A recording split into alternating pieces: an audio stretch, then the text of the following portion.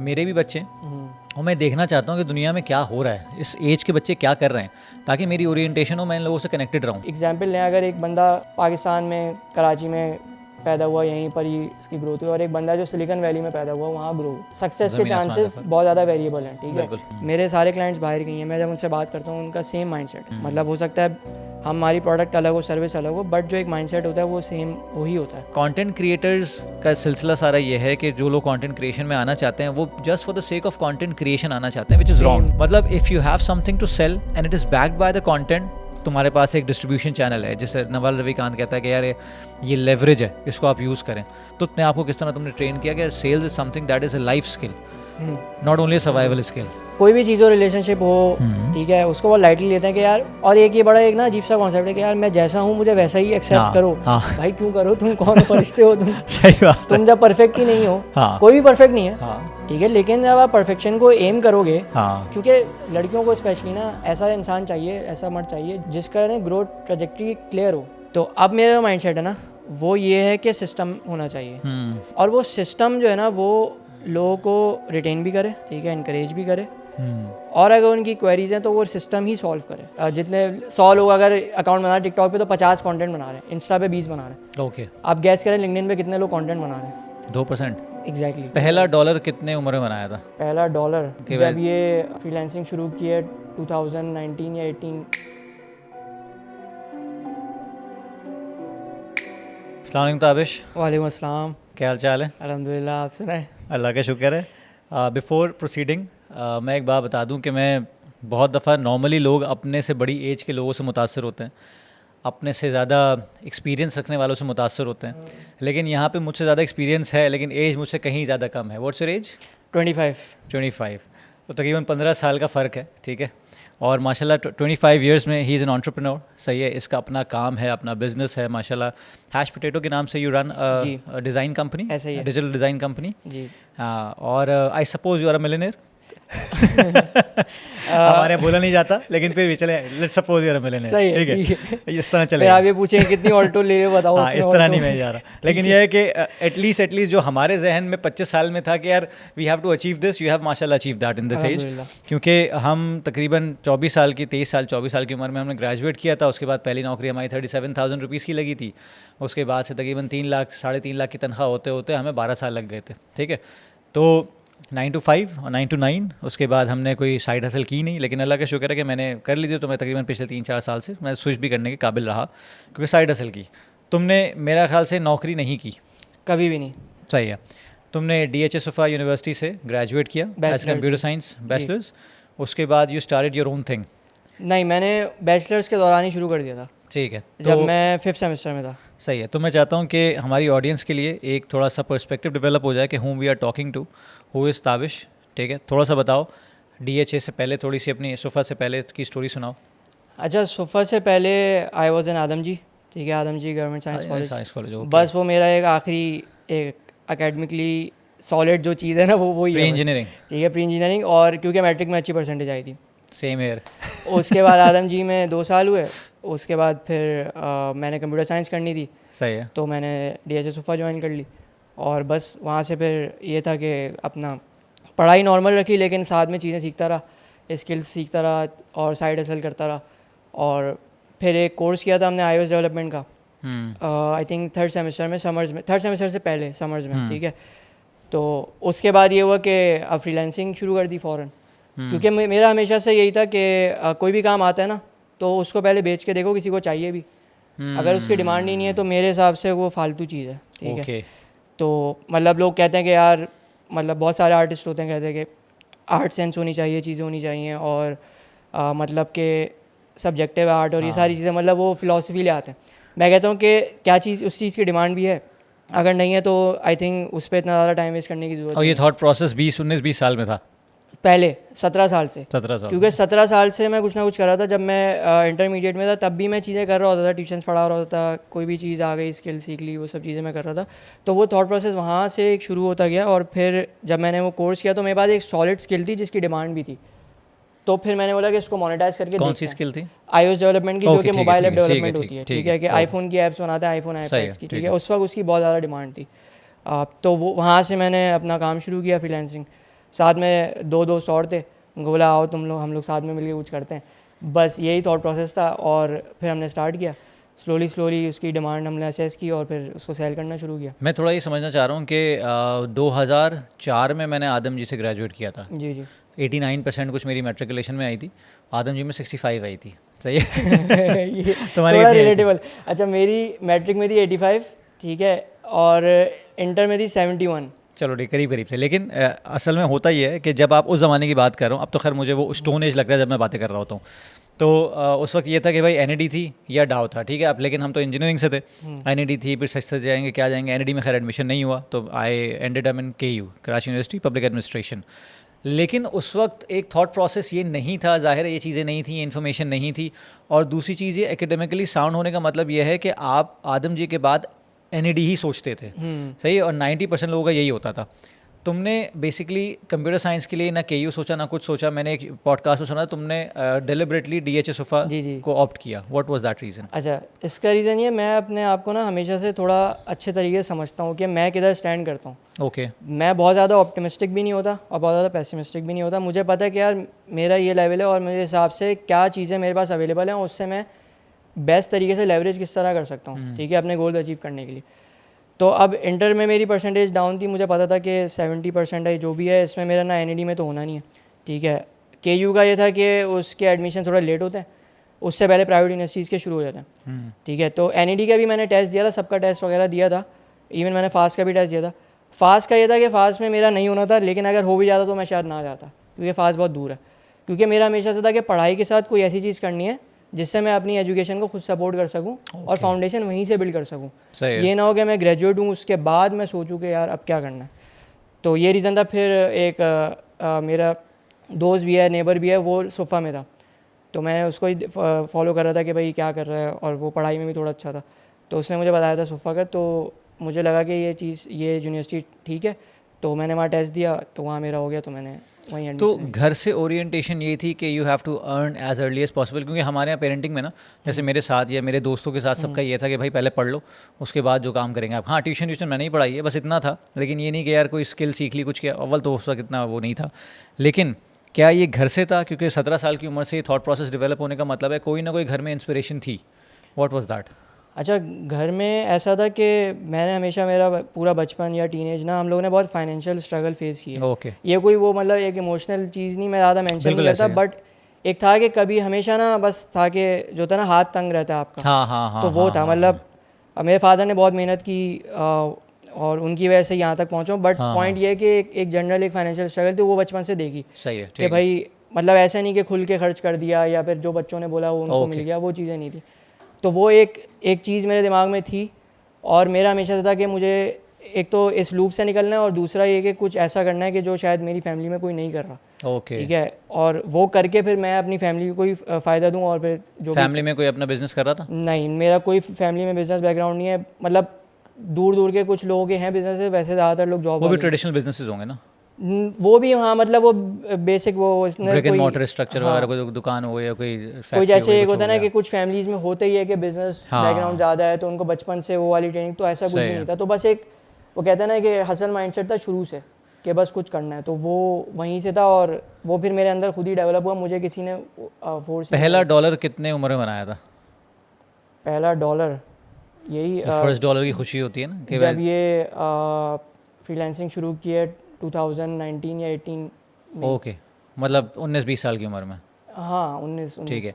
और पहला million PKR में कब बनाया था?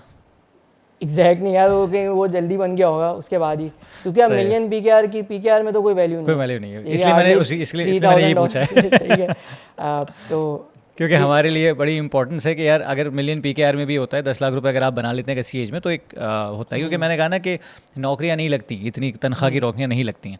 और अभी भी अगर कोई बंदा फॉर एग्जांपल 12-13 साल की स्ट्रगल के बाद भी कर रहा होता, तो वो 20-30 लाख की नौकरी की बात कर रहा होता है, which is cool as far as that era is concern. लेकिन अब माशाल्लाह मैं देखता हूँ बच्चों, कल ही मेरी एक बंदे से बात हो रही थी जो कि तुम्हारा DHA सोफा का जूनियर है कोई, मेरी ऐसी एक ऐप डेवलपमेंट पे बात हो रही थी उससे, तो उससे मेरा निकला तुम्हारा, तो कह रहा है हाँ वो हमारे सीनियर है माशाल्लाह, ज़बरदस्त काम कर रहे हैं यार, अगर आपकी बात ताबिश से हो रही है तो आपको मुझसे बात ही नहीं करनी चाहिए, ताबिश इज़ माशाल्लाह डूइंग वेरी ग्रेट। तो मैं गीसो कुलाची की भी बात की, तो मैंने कहा देखो सिलसिला सारा ये है कि I just want to get in touch with the people like you, because मेरे भी बच्चे हैं और मैं देखना चाहता हूँ कि दुनिया में क्या हो रहा है, इस एज के बच्चे क्या कर रहे हैं, ताकि मेरी ओरिएंटेशन हो, मैं इन लोगों से कनेक्टेड रहूँ. The reason I ask you कि यार पॉडकास्ट पे आओ, क्योंकि तुम्हारा पॉडकास्ट जब मैंने देखा, तुम्हें जिम में देखा, डोले शोले बनाते हुए देखा, तुम्हें मैंने कहा यार ये लड़का बड़ा ब्राइट है और शक्ल से गीकी भी है, थोड़ी अली अब्दाल जैसी हरकतें भी हैं. तो मैंने कहा यार this is something that we want in our generation, क्योंकि हमारे दौर में ना एक तो दोस्तों की सलाहियत किसी को नहीं तो कि दोस्त कैसे सेलेक्ट करने. तुम्हारे केस में मुझे ये भी समझ में आया कि you are very much conscious about दोस्ती के, यार किससे दोस्ती रखनी है. हमारे यहाँ तो दोस्ती मजबूरी होती है, अगर हो जाती है चलती रहती है और फिर आप हवा के दोष पे चलते रहते हैं. ऐसे ही. So what made you select the friend circle? सही है. अच्छा पहले मैं वो जॉब वाली एक थोड़ी Sure, इस पे sure. थोड़ा सा. अच्छा हमारी जो इंडस्ट्री है ना कंप्यूटर साइंस की, ये मैं बोलूँगा कि जो है ना वो इस वक्त पीक पे है और अब डिक्लाइन पे आ रही है, बट ये इस लेवल पे है कि जो लोग जॉब भी कर रहे हैं ना उनकी भी बहुत ज़्यादा डिमांड है और वो बहुत ज़्यादा पैसे कमा रहे हैं. इवन जो मेरे बैचमेट्स हैं या फिर दूसरे जूनियर्स वगैरह जिनको मैं देखता हूँ जो लोग जॉब्स कर रहे हैं, ठीक है, तो वो भी आराम से मतलब 4 लाख 5 लाख, मैं कुछ ऐसे लोगों को भी जानता हूँ जो 10-10 20-20 लाख भी कमा रहे हैं जॉब करके, ठीक है, रिमोट जॉब्स करके, डॉलर्स में करके. लेकिन ये वो लोग हैं जो जिनका करियर पाथ बिजनेस नहीं है, जिन्होंने कोई रिस्क नहीं लिया, कुछ नहीं किया, वो जॉब कर रहे हैं बट वो इतना अर्न कर रहे हैं. तो हमारी इंडस्ट्री में एक तो जॉब में भी पोटेंशियल है, तो वो जो एक स्टिग्माटाइजेशन है कि यार जॉब करोगे तो कम पैसे कमाओ, वो एटलीस्ट हमारी इंडस्ट्री में एप्लीकेबल नहीं है. और ये स्टिग्मा होना भी नहीं चाहिए. हाँ, क्योंकि अगर सब काम करने लग गए तो आपके लिए जॉब कौन करेगा? ऐसी बात है. बिल्कुल सही है. वो एक पर्सनालिटी डिफरेंट होती है. मैं अक्सर लोगों को बोलता हूँ, लोग मुझसे बोलते हैं कि यार आपने स्विच कैसे किया. मैंने सबसे पहले know yourself, are you that guy? Otherwise मैंने 2-3 करोड़ रुपए की तनख्वाह वाले लोग भी देखे हैं जो बहुत ब्राइट हैं बट उनके पास वो चीज़ नहीं है, वो सलाहियत नहीं है. सो इट्स ओके, अल्लाह ताला ने हर किसी को सेम नहीं बनाया है और सबकी टाइमलाइन अलग है ना. बिल्कुल ऐसे अब आपने अगर अभी बिजनेस स्टार्ट किया है तो वो आपके लिए अभी फीजिबल था, ठीक है, बिल्कुल ऐसे ही. तो इसमें ये कुछ नहीं होता कि कोई मतलब कोई देर से गलत कर किया रहा है तो वो वो फेल हो ऐसे गया या फिर कोई जल्दी करा. तो आजकल ये वो क्विक सक्सेस का बड़ा एक चल रहा है ना, तो उस वजह से एक चीज़. हाँ, लोगों बस ये है कि तुम्हारी एज के लोग देख के मुझे ये होता है कि काश को टाइम मशीन मिल जाए मुझे. सही है, मैं 10-12 साल 15 साल पीछे चला जाऊँ और इस अकल के साथ जाऊँ जो कि मुमकिन नहीं है. आप यकीन करें मैं अपने से छोटों को देखता हूँ, मैं भी ये सोचता हूँ क्योंकि अब मैं पीछे देखता हूँ तो 6 साल पता नहीं कब गुजरे मुझे समझ नहीं आता. खैर जो आपका दोस्त वाला पॉइंट था वो ये है कि कोई भी दोस्त या कोई भी रिलेशनशिप, किसी मतलब फ्रेंडशिप हो, ठीक है, किसी भी तरह की रिलेशनशिप हो, बिजनेस रिलेशनशिप हो, वो वैल्यू ड्रिवन होनी चाहिए, ठीक है. अगर हम दोस्त हैं तो हम एक दूसरे को क्या वैल्यू प्रोवाइड कर रहे हैं. अगर हम सिर्फ तफरी प्रोवाइड कर रहे हैं वो भी ज़रूरी है, बट अगर हम सिर्फ वही कर रहे हैं तो फिर आई डोंट थिंक सो कि वो वर्थ इट है, ठीक है. और ये आपको पता है, कॉमन सेइंग है कि जो आपका सर्कल है वही आपको डिफाइन करता है ना. बिल्कुल. तो ये बड़े भी कहते थे कि भाई अपनी सोबत अच्छी होनी चाहिए, तो ये वाकई ये चीज़ है. और इन्वायरमेंट के बहुत ज़्यादा की इंपॉर्टेंस है, ठीक है. आप एग्जांपल लें, अगर एक बंदा पाकिस्तान में कराची में पैदा हुआ, यहीं पर ही इसकी ग्रोथ हुई, और एक बंदा जो सिलिकॉन वैली में पैदा हुआ वहाँ ग्रो हुआ, बिल्कुल ऐसे ही. सक्सेस के चांसेस बहुत ज़्यादा वेरिएबल हैं, ठीक है. और इसमें कोई मतलब ऐसे नहीं, एक्सेप्शंस हो सकते हैं, ऑब्वियसली बात है, आप मेहनत करोगे तो आप शायद वहाँ पहुँच सको, बट एक जो क्लियर डिफरेंस है वो आपको दिख जाएगा. तो वो इसी वजह से कि उनकी इन्वायरमेंट ऐसी है. तो मेरी कोशिश ये होती है कि अभी भी मेरी जो गैदरिंग में लोग हैं वो सारे मुझसे एक तो 5 साल 10-10 साल बड़े हैं, ठीक है, और वो मेरे एक तरीके से मतलब मुझे कोई मसला होता है मैं उनसे पूछता हूँ. और मेरी अभी जो लाइफ है ना वो रिवॉल्व करती है बिजनेस के अराउंड. तो मेरी जो प्रॉब्लम्स है ना वो सारी बिजनेस रिलेटेड है, ठीक है. मैं पर्सनल प्रॉब्लम्स को टैकल कर लेता हूँ तभी मैं बिजनेस को फोकस कर सकता हूँ. You have got good problems to solve. हाँ एग्जैक्टली. तो अगर मेरे पास बिजनेस में कोई प्रॉब्लम आती है तो मेरे पास बहुत सारे लोग हैं जो वो सेम प्रॉब्लम से गुजर चुके हैं, जो अब मुझसे आ गए हैं, तो मैं उनसे बात करता हूँ और उनके साथ भाइयों वाली एक रिलेशनशिप. फिटनेस में कुछ होता है मैं आपसे पूछता हूँ, ठीक है. तो इस तरह हर एक इंडस्ट्री के फील्ड के लोग मेरे पास मौजूद हैं जिनके पास मैं जाता हूँ. और सिर्फ ये नहीं कि मैं उनसे पूछता हूँ, वो भी मुझसे बहुत चीज़ें पूछते हैं. तो उनको हो सकता है कुछ ऐसी चीज़ें हो जो मुझसे सीखनी हो, तो वो एक म्यूचुअल एक रिलेशनशिप बिल्ड होती है जिससे दोनों को फ़ायदा होता है. तो ये बस मेरा एक गोल होता है. क्योंकि हमारे यहाँ ना जो दोस्ती है, तुमने देखा होगा अक्सर जो यूनिवर्सिटी में दोस्तियाँ होती हैं, ग्रुप्स बन जाते हैं, फिर कोई ग्रुप प्रोजेक्ट हो रहा है तो एक फ्री आंसर है, सॉरी फ्री राइडर है, वो बोल रहा है कि भाई मेरा काम कर देना. मेरे साथ ऐसा 2-3 दफ़ा हो चुका है कि यार मैंने बड़ा स्टैंड लिया कि मैंने कहा नहीं भाई फ्री राइडर्स नहीं चाहिए, तो फिर मुंह बन गया लोगों का कि नहीं यार ये कैसी दोस्ती है, ये है वो है. तो मुझे हमेशा से ये चीज़ मेरे माइंड में हमेशा से रही है, काम करना है तो दोस्तों के साथ नहीं करना, और अगर काम दोस्तों के साथ करना है तो दोस्तों की जो लिमिटेशंस हैं या बाउंड्रीज़ हैं वो डिफ़ाइन रखनी है कि यार ऐसा नहीं होगा कि तेरा लिहाज किया जाएगा कि तू दोस्त है. बहुत से लोग एक्सपेक्ट कर रहे होते हैं. बिल्कुल ऐसा ही है. और अब जैसे अब मैंने बिज़नेस शुरू किया तो मैंने बहुत सारे दोस्तों को भी एम्प्लॉयमेंट दी, ठीक है. बहुत सारे अच्छा रहा उनके साथ. कुछ के साथ कुछ ना क्या होता था कि वो एक क्लियर डिस्टिंक्शन बीच में नहीं वो कंसिडर कर पाते थे कि यार ऑफिस में ताबिश अलग है, ऑफिस से बाहर अलग है। बिल्कुल ऐसे ही ठीक है, मतलब ऑफिस में जो मैं हूँ वो मैं जो भी करूँ उससे हमारी दोस्ती का कोई ताल्लुक नहीं हो भी नहीं सकता, होना भी नहीं चाहिए। इवन मैं जो है क्या कहते हैं फैमिली में अगर मेरे साथ कोई बिजनेस में है, मतलब ठीक है कोई काम है, तो मेरा फैमिली अलग है, बिजनेस अलग है। बिजनेस में से बिजनेस की बात होगी, ठीक है, वो एक्सट्रीमली ट्रांजेक्शनल भी हो सकती है, ठीक है, और उसमें आप अकाउंटेबिलिटी भी एक्सपेक्ट करें कि आपसे पूछा जाएगा कि आपने क्यों नहीं किया, अगर कुछ गलत किया तो क्यों किया, ये सारी चीज़ें होती हैं। और मैं भी एज्यूम करूँगा कि वो भी मुझे इसी तरह ट्रीट करें, ठीक है, मतलब वो मुझे ऑफिस में एक एज एन एम्प्लॉय ही ट्रीट करें, ऑफिस से बाहर दोस्त ट्रीट करें। और बहुत सारे लोग कंफ्यूज होते हैं, उनसे नहीं हो पाता, तो ये एक चीज़ है। तुम्हारा थॉट प्रोसेस जो है ना, ये मैंने देखा है मेरी उम्र तक के लोगों को फिगर आउट नहीं कर पाते कि ये कितना ज़रूरी है। ये मैंने भी काफ़ी अर्से बाद फिगर आउट किया है। सही है, कोलीग्स में दोस्ती होना इट्स नॉट गुड। ठीक है, कोलीग में दोस्ती होने का मतलब वो एक वर्क प्लेस है जहाँ पे हर किसी को अपनी पड़ी हुई है। ठीक है, फॉर एग्जांपल मेरे पीयर्स हैं, सही है, तो उनमें से हम चारों में से किसी ना किसी की प्रमोशन होगी। तो कहीं ह्यूमन बिहेवियर है ये कि आपकी दोस्ती नहीं हो सकती है, आपका हेल्दी कंपटीशन होना चाहिए। सही है, आप कोलैबोरेट भी करें, आप कोऑपरेट भी करें और आप कोलैबोरेट भी करें, लेकिन इस तरह की हरकतें ना करें कि भाई दोस्ती है, क्योंकि आपका जो इमोशंस है ना आप उसको अलग नहीं रख पाते। दूसरी चीज़, यही चीज़ रिलेशनशिप्स में भी आके मसला करती है। फॉर एग्जांपल तुमने अक्सर देखा होगा, मैं अक्सर बात करता हूँ रिलेशनशिप पे, कि 30 साल का आदमी जो फैमिली ओनर है वो अपनी फैमिली की जिम्मेदारी नहीं ले पा रहा है। तो इन केस ऑफ यू, जैसे तुमने मतलब माशाल्लाह 25 साल की उम्र में, अभी तुम मैरिड भी नहीं हो, सारी तरह की चीज़ें बता रहे हो, तो तुमने अकाउंटेबिलिटी की बात की कि भाई फैमिली के अंदर फॉर एग्जांपल आप डिफरेंट और डिफ़िकल्ट कॉन्वर्सेशंस नहीं कर सकते, रिलेशनशिप के अंदर नहीं कर सकते, बिजनेस के अंदर नहीं कर सकते, लेकिन जितने भी आप बड़ी कंपनीज़ को देखें, पिक्सार को देखें, नाइकी को देखें, इन सबको पढ़ें तो इन सब के अंदर बड़ा रिगरस माहौल है। अमेज़ॉन को देखें तो ये लोग मतलब चीर फाड़ करते थे। सही है, एप्पल का यही था, जो स्टीव जॉब्स करता था वो भी यही करता था कि वो argument for the sake of argument करता था और इंसान को उस पीक पे ले जाता था जहाँ इंसान की हट जाए और वो मारना पीटना शुरू कर दे, जस्ट टू चेक हिम कि कितना दम है इसकी बात में। तो ये चीज़ हमारे अंदर है ही नहीं ना, हम बहुत लिहाज करने वाले लोग हैं जिसकी वजह से मार खाते हैं मेरा ख्याल से।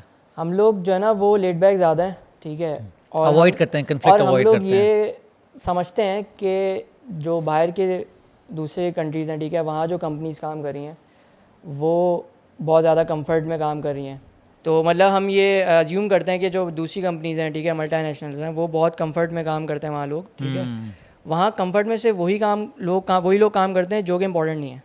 ठीक है, आपको पता है हर कंपनी में ऐसे लोग होते हैं, और इस पर आई थिंक एक थ्योरी भी है या प्रॉपर लॉ है कि वो मतलब कुछ समथिंग लाइक के 80% लोग जो है वो आराम कर रहे होते हैं और 20% लोग 80% काम कर रहे होते हैं, सिर्फ सीट बचा रहे होते हैं। ऐसा ही होता है। तो फिर जब ले ऑफ्स की बात आती है तो फिर सबसे पहले वही लोग जो है ना वो निकाले जाते हैं। बिल्कुल। लेकिन जो 20% लोग हैं ना, वो जो काम कर रहे हैं ना, उनका वर्क एथिक कोई भी मैच नहीं कर सकता, इसी वजह से वो 20% और वो उस पोजीशन पे है। तो और जो बिज़नेस ओनर होता है ना, वो हर जगह सेम माइंडसेट का होता है। मेरे सारे क्लाइंट्स बाहर गई हैं, मैं जब उनसे बात करता हूँ उनका सेम माइंडसेट है। मतलब हो सकता है हमारी प्रोडक्ट अलग हो, सर्विस अलग हो, बट जो एक माइंडसेट होता है वो सेम वही होता है। तो वो अगर आप एक एम्प्लॉई हो तो आपको वो कंसिडर करना चाहिए कि बिज़नेस ओनर किस माइंडसेट से सोच रहा है। तो उस बेसिस पे फिर आप वैल्यू प्रोवाइड करोगे तो बिज़नेस ओनर भी रिटर्न में आपको वैल्यू प्रोवाइड करेगा लाजमी, क्योंकि कोई बिज़नेस ओनर ये नहीं चाहता कि उसका एक अच्छा एम्प्लॉई जो इसकी बैकबोन है कंपनी की वो उसको छोड़ के जाए। सही बात है। तो ये मैं एक बड़ी इंपॉर्टेंट बात बता रहा हूँ, लोगों को ये समझ नहीं आती। अपने आप को इंडिस्पेंसिबल करना होता है आपको ओनर के लिए, और फिर आपकी वैल्यू भी बढ़ती है, क्योंकि फिर आप अपना नेगोशिएट भी कर पाते हो। लेकिन अगर आप वैल्यू नहीं दे रहा है तो कोई पालने नहीं बैठा हुआ आपको। ऐसे ही बहुत दफ़ा लोग जॉब सिक्योरिटी की बात करते हैं। मैंने काफ़ी दफ़ा काफ़ी लोगों से कहा है। आई रिमेंबर कि मैं एक छोटी कंपनी से एक मल्टीनेशनल में गया था, तो लोगों ने मेरी लिंक्डइन की भरमार लग गई थी। लिंक्डइन में जितने भी मेरा कनेक्शन थे ज़्यादातर उस ज़माने के हैं, और CVs की भरमार लग गई थी। उनमें से अक्सर होता था कि अगर फॉर एग्जांपल कोई बात कर रहा है, तो यार जॉब सिक्योरिटी का क्या सीन है। तो बहुत ही रेलेवेंट क्वेश्चन है ये। तो उतनी सिक्योर होगी जितनी आप वैल्यू ऐड करोगे। Exactly, being a business owner you can relate to that. ठीक है, हाँ, मतलब कुछ कंपनीज होती हैं बाकी जो टॉक्सिक होती हैं, मैं सबकी बात नहीं कर रहा, ठीक है, कुछ होती हैं जो वैल्यू नहीं करती। बट बात ये है कि मतलब कोई कितना भी टॉक्सिक बिजनेस ओनर होगा, अगर उसका बिजनेस चल रहा है, ठीक है, वो प्रॉफिटेबल है, तो वो क्यों चाहेगा कि वो बैड टाइम्स पे किसी एम्प्लॉय के बिल्कुल ऐसे ही। और दूसरी चीज़ देखो, लोग ना अक्सर, जो मेरे एक्सपीरियंस है, लोग इसको रिलेट करते हैं, पॉलिटिक्स बहुत है, मसले बहुत हैं, बहुत अच्छी अच्छी ऑर्गेनाइजेशन मैंने चीज़ देखी है। मैं ये जानता हूँ कि पॉलिटिक्स अगर आप नहीं करते तो आप लीडर नहीं हो, लेकिन उसका फ़र्क है। Politics for the sake of the greater good is the politics that has to be there. ठीक है, ताकि आप वो जो कहते हैं ना कि अनरिक्वायर्ड जो लोग हैं, जो कि मिसअलाइनमेंट जिनसे हुई हुई है, जिनको आपको वीड आउट करना है, वो ऑटोमेटिकली वीड आउट हो जाएं। आपको करना ना पड़े। इस तरह की सिचुएशंस डेवलप की जाती हैं ऑर्गेनाइजेशंस में कि आपको बड़ा पोलाइटली बोला जाता है कि सर आप चले जाएं क्योंकि आपकी रिक्वायरमेंट नहीं है, क्योंकि आप नासूर बन रहे हैं कंपनी के लिए। और वो जो नासूर बन रहे होते हैं वो बड़े चौड़े हो रहे होते हैं कि नहीं यार मेरे साथ पॉलिटिक्स की जा रही है। वो समझते नहीं उन डायनामिक्स को कि जिन डायनामिक्स को खेल के ग्रेटर गुड का पार्ट बन सकते हैं वो लोग। They become the part of the problem. बिल्कुल ये पावर डायनेमिक्स जो है ना वो बहुत ज़रूरी है, चाहे वो ऑफिस में हो वो घर में हो। घर में क्यों मसले होते हैं लोगों के, क्योंकि दो एक से ज़्यादा लीडर है ना। बिल्कुल ठीक है, अब आपकी शादी हो गई है तो आप एक अलग लीडर हो, बिल्कुल ऐसे ही। फिर आपके फादर अलग लीडर हैं, तो वो एक जो कॉन्फ्लिक्ट आता है वो वहीं पर ही आता है। तो अब इसमें आप ये कर सकते हो कि रिस्पॉन्सिबिलिटी डिवाइड कर लो। अब ऑफिस में भी है कि आपको समझना है ना कि पावर क्या चल रही है, मतलब किसके पास अथॉरिटी किस चीज़ की है, ठीक है, किसको किस तरीके से खुश करना है, ठीक है, आप कौन किस चीज़ से इंप्रेस होता है, ये सारी चीज़ें, मतलब नेगेटिवली नहीं पॉजिटिवली, मतलब आप कोई अच्छा काम कर रहे हो तो आपको दिखाना है उसको। दिस इज ह्यूमन नेचर यार। हाँ, this is how you communicate with people. मतलब कुछ लोग होते हैं कि नहीं हमने कर लिया, अब आप खुद देखोगे हमने किया है। हाँ, तो वो थोड़ा सा आपको दिखाना पड़ेगा ना। हाँ, मार्केटिंग करनी पड़ेगी। हाँ, this is not equality based, this is all equity based कि किसको किस तरह मैनिपुलेट तो नहीं कहूँगा, किसको किस तरह मोटिवेट करना है, हर किसी की अलग है। फॉर एग्जांपल मैं ऐसा एम्प्लॉय था कि जिसको पीठ पे थपथपी नहीं चाहिए, सही है, मुझे फाइनेंशियल गेन्स चाहिए होते थे कि यार मुझे पैसे चाहिए, ठीक है, मुझे पता है मैं अच्छा काम कर रहा हूँ और मुझे जब भी पता है मैं अच्छा काम नहीं कर रहा, जब भी मुझे पता है। लेकिन ये कि लेकिन कुछ लोग ऐसे भी थे जिनको पीठ पे थपथपी चाहिए, चाहे उनको अरियर्स के नाम पे 5 साल की सैलरी रोक दी जाए और वो बोले 5 साल बाद मिला, वो बोले यार कम से कम they are patting me on my back. और मैं तो हर किसी की मोटिवेशन डिफरेंट है, तो आप इक्वली हर किसी को ट्रीट नहीं कर सकते। बिल्कुल। तो टीम बिल्डिंग जो है, ख़ास तौर पे तुमने ज़्यादा टीम बिल्डिंग तुमने भी किया है, तुमने फिर क्योंकि टीम में ना हमेशा एक चीज़ होती है, पहले फॉर्मिंग होती है, फिर स्टॉर्मिंग होती है, फिर रीफॉर्मिंग होती है, ठीक है। मैं अक्सर लोगों को बोलता हूँ कि जब भी कोई नए ग्रुप्स बनते हैं, आप यूनिवर्सिटी में जाते हैं, नए फ्रेंड्स के ग्रुप्स होते हैं, आहिस्ता आहिस्ता आपको औकात का पता चलता है हर किसी की, फिर आपके फड्डे शुरू हो जाते हैं, फिर ना 100 मतलब 50 लोगों के ग्रुप में 5-5 के ग्रुप बन जाते हैं, फिर उनमें से आखिर में एक फिर कपल्स भी बन जाते हैं, फिर शादियाँ भी हो जाती हैं, इस तरह की चीज़ें देखी गई हैं। बिल्कुल। तो ये पावर डायनामिक्स ही होते हैं, ये आहिस्ता आहिस्ता ह्यूमन नेचर का पता चलता है। तो how do you think that you have been able to manage teams under you? कौन सी ऐसी कैपेबिलिटीज़ हैं तुम्हारी जो सेंस करने की सलाहियत रखते हो तुम कि यार ये इस तरह के प्रिंसिपल्स हैं जो अगर आप लेके चलें तो leadership qualities of team management is becomes easier for you, manageable for you? अच्छा, पहले अगर आप मुझसे 2 साल पहले 3 साल पहले पूछते ना तो मेरा शायद डिफरेंट पर्सपेक्टिव होता, क्योंकि उस वक्त टीम भी छोटी थी। तो उस वक्त था कि यार एक एक बंदे को आपको पर्सनली बैठ के वो करना है, बिल्कुल ठीक है, डील करना है उसके साथ और कंफर्ट देना है उसको, सारी चीज़ें, ये सारी चीज़ें। अब मेरा थोड़ा सा डिफरेंट माइंड। अभी टीम कितनी है? अभी अराउंड 40, ठीक है। तो अब मेरा माइंड सेट है ना वो ये है कि सिस्टम होना चाहिए, ठीक है, सिस्टम होना चाहिए, प्रोसेस होना चाहिए, और वो सिस्टम जो है ना वो लोगों को रिटेन भी करे, ठीक है, इनकरेज भी करे, और अगर उनकी क्वेरीज हैं तो वो सिस्टम ही सॉल्व करे, ठीक है। अब वो सिस्टम आप डिफरेंट तरीक़ों से कर सकते हो। आपकी HR टीम सॉलिड होनी चाहिए, ठीक है, आपकी पॉलिसीज़ स्ट्रॉन्ग होनी चाहिए, पॉलिसीज़ ऐसी होनी चाहिए कि जो अकाउंटेबिलिटी पे भी बेस्ड हो, ठीक है, इंसेंटिवाइज भी करे वो और पिनलाइज भी करे अगर ज़रूरी है तो। ये 3-4 चीज़ें हैं बहुत ज़्यादा इंपॉर्टेंट हैं, ठीक है। हम जब अकाउंटेबिलिटी की बात करते हैं या हम इंसेंटिव की बात करते हैं तो 2 तरीके से बंदा मोटिवेट होता है। एक तो ये कि मैं उसको बोलूँ कि अगर आप ये अचीव करोगे तो मैं आपको इस पर ये एक्स्ट्रा बेनिफिट दूंगा। दूसरा क्या होता है, लॉस से भी मोटिवेट होता है कि अगर आपने ये नहीं किया तो आप ये लूज़ करोगे, ठीक है। अब उसके कुछ तरीके हैं, आप डायरेक्ट लॉस नहीं होता, मतलब थोड़ा कम इंसेंटिव मिल जाएगा आपको, अगर आप ज़्यादा मेहनत करो तो ज़्यादा इंसेंटिव मिल जाएगा। तो ये 2-3 हर बंदा अलग अलग तरीके से मोटिवेट होता है, और थोड़ा पाकिस्तानी आवाम लॉस से ज़्यादा मोटिवेट होती है। मतलब अगर लेट सपोज लोगों को बोलूँ कि यार अगर आज आपकी जॉब है और आपको मैं सैलरी दे रहा हूँ, मैं आपको ये सैलरी नहीं देता और मैं आपको इसके बदले प्रॉफिट देता हूँ, ठीक है, प्रॉफिट लेकिन वेरिएबल है, वो आपकी सैलरी से 4 गुना ज़्यादा भी हो सकता है, किसी महीने 0 भी हो सकता है, कोई भी नहीं लेगा, ठीक है, सर्टेनिटी चाहिए लोगों को। ये क्वेश्चन सबके लिए, मतलब आप अपने आप को असेस कर लो, बिल्कुल। और यही फ़र्क है शायद, क्योंकि मैं बिज़नेस ओनर हूँ ना, तो मुझे कोई ऑप्शन देगा तो मैं दूसरी वाली लूँगा, क्योंकि मुझे अपने ऊपर बिलीव है। मैं अपने ऊपर बिलीफ ये है कि मैं ये चीज़ अचीव कर सकता हूँ और उससे ज़्यादा अचीव करूँगा तो मेरी इनकम जो है ना वो मल्टीप्लाई हो जाएगी। बेसिकली वही मंकी माइंड है ना कि अगर आप केले का थद्दा दे दो और उसको बोलो डॉलर्स का थद्दा दो तो केले का थद्दा लेके भाग जाएगा, सही। डॉलर से वो हज़ारों केले ले सकता है, लेकिन वो शॉर्ट टर्म पिक्चर देख रहा होगा। तो ये है मसला, ये चीज़ है। तो मतलब तो ये सारी चीज़ें छोटी छोटी चीज़ें होती हैं, ये आप डेवलप कर सकते हो, जॉब के दौरान ही कर सकते हो, और जब कल को फिर आप जब रेडी होगे बिज़नेस के लिए तो ये सारी चीज़ें जो आपने इतने साल अपने आप को ट्रेन किया ये वहाँ पर यूटिलाइज होंगी। रिस्क एपेटाइट की बात कर रहे हो तुम एक्चुअली, ये रिस्क एपेटाइट जो है ना ये बड़ा इंपॉर्टेंट है, और ये असेस करना हर बंदे के लिए ज़रूरी है, और ये पर्सनालिटी टाइप पे भी होता है एंड इट चेंजेस। मेरा रिस्क एपेटाइट उतना नहीं था, अगर मैं 10 साल पहले देखूं, प्रोग्रामिंग ये नहीं थी, लोग वो नहीं थे सराउंडिंग्स में, उठना बैठना लोगों के साथ नहीं था, कंटेंट नहीं था देखने के लिए, कंटेंट क्रिएट भी नहीं करता था मैं, तुम जैसे लोगों से मिलता भी नहीं था, सही है ना, उस ज़माने में से एंटरप्रेन्योरशिप की आपके पास चीज़ें थी, तो ये माइंडसेट जो ना इवॉल्व हुआ है, अब रिस्क टेकिंग सलाहियतें बढ़ गई हैं। ठीक है, जब से मैंने अपना पिछले 3-4 साल से काम कर रहा हूँ, तो मैं कभी सोच भी नहीं सकता था, और जो लोग अभी नौकरी कर रहे हैं वो पता नहीं फात किस तरह सर्वाइव कर रहे हैं। बट अगेन बात वही आ जाती है कि सेल्फ एम्प्लॉयमेंट वाली लाइफ भी ऐसी है। मैं अक्सर लोगों से बोलता हूँ I quit 9 to 5 to work 24/7। You work 24/7, I have seen you कि तुम वहाँ भी कॉल्स ले रहे हो, सब कुछ कर रहे हो, जिन सेटों के साथ उठना बैठना है उनका कोई कंपार्टमेंटलाइज नहीं किया उन्होंने लाइफ को, और ये वर्क लाइफ बैलेंस कुछ भी नहीं, दे वही हैव है, इंटीग्रेटेड, लाइफ यही है। They have integrated it. मैं अक्सर बात करता हूँ कार्पे डीएम वाले जो अपने दानिश भाई हैं, दानिश भाई तो लव है। तो दानिश भाई वो कहते हैं कि मेरी पूरी पूरी फैमिली काम करती है, हमारे घर में कोई कॉन्सेप्ट नहीं है कि वीकेंड पे जाएंगे और मेरा इंतजार हो रहा होगा हम लोग खाने पीने जाएंगे, नहीं, हमारा हर रोज़ वीकेंड भी हो सकता है, हर रोज़ वर्क डे भी हो सकता है। This is something that has to evolve in our society. बड़ा मुश्किल काम है ये।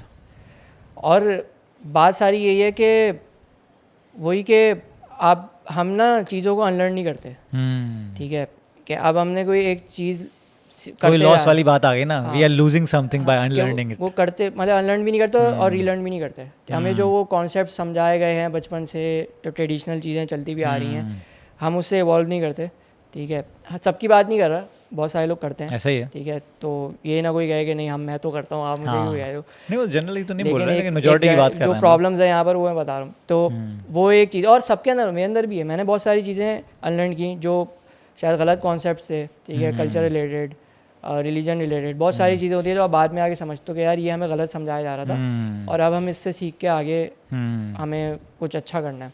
सही बात है। तो बस यही एक चीज़ होती है। अच्छा, और तुमने बेसिकली बात की, मेरे जहन में सवाल आ रहा था कि फ़िलॉसफी, अच्छा तुम पढ़ते हो थोड़ा सा?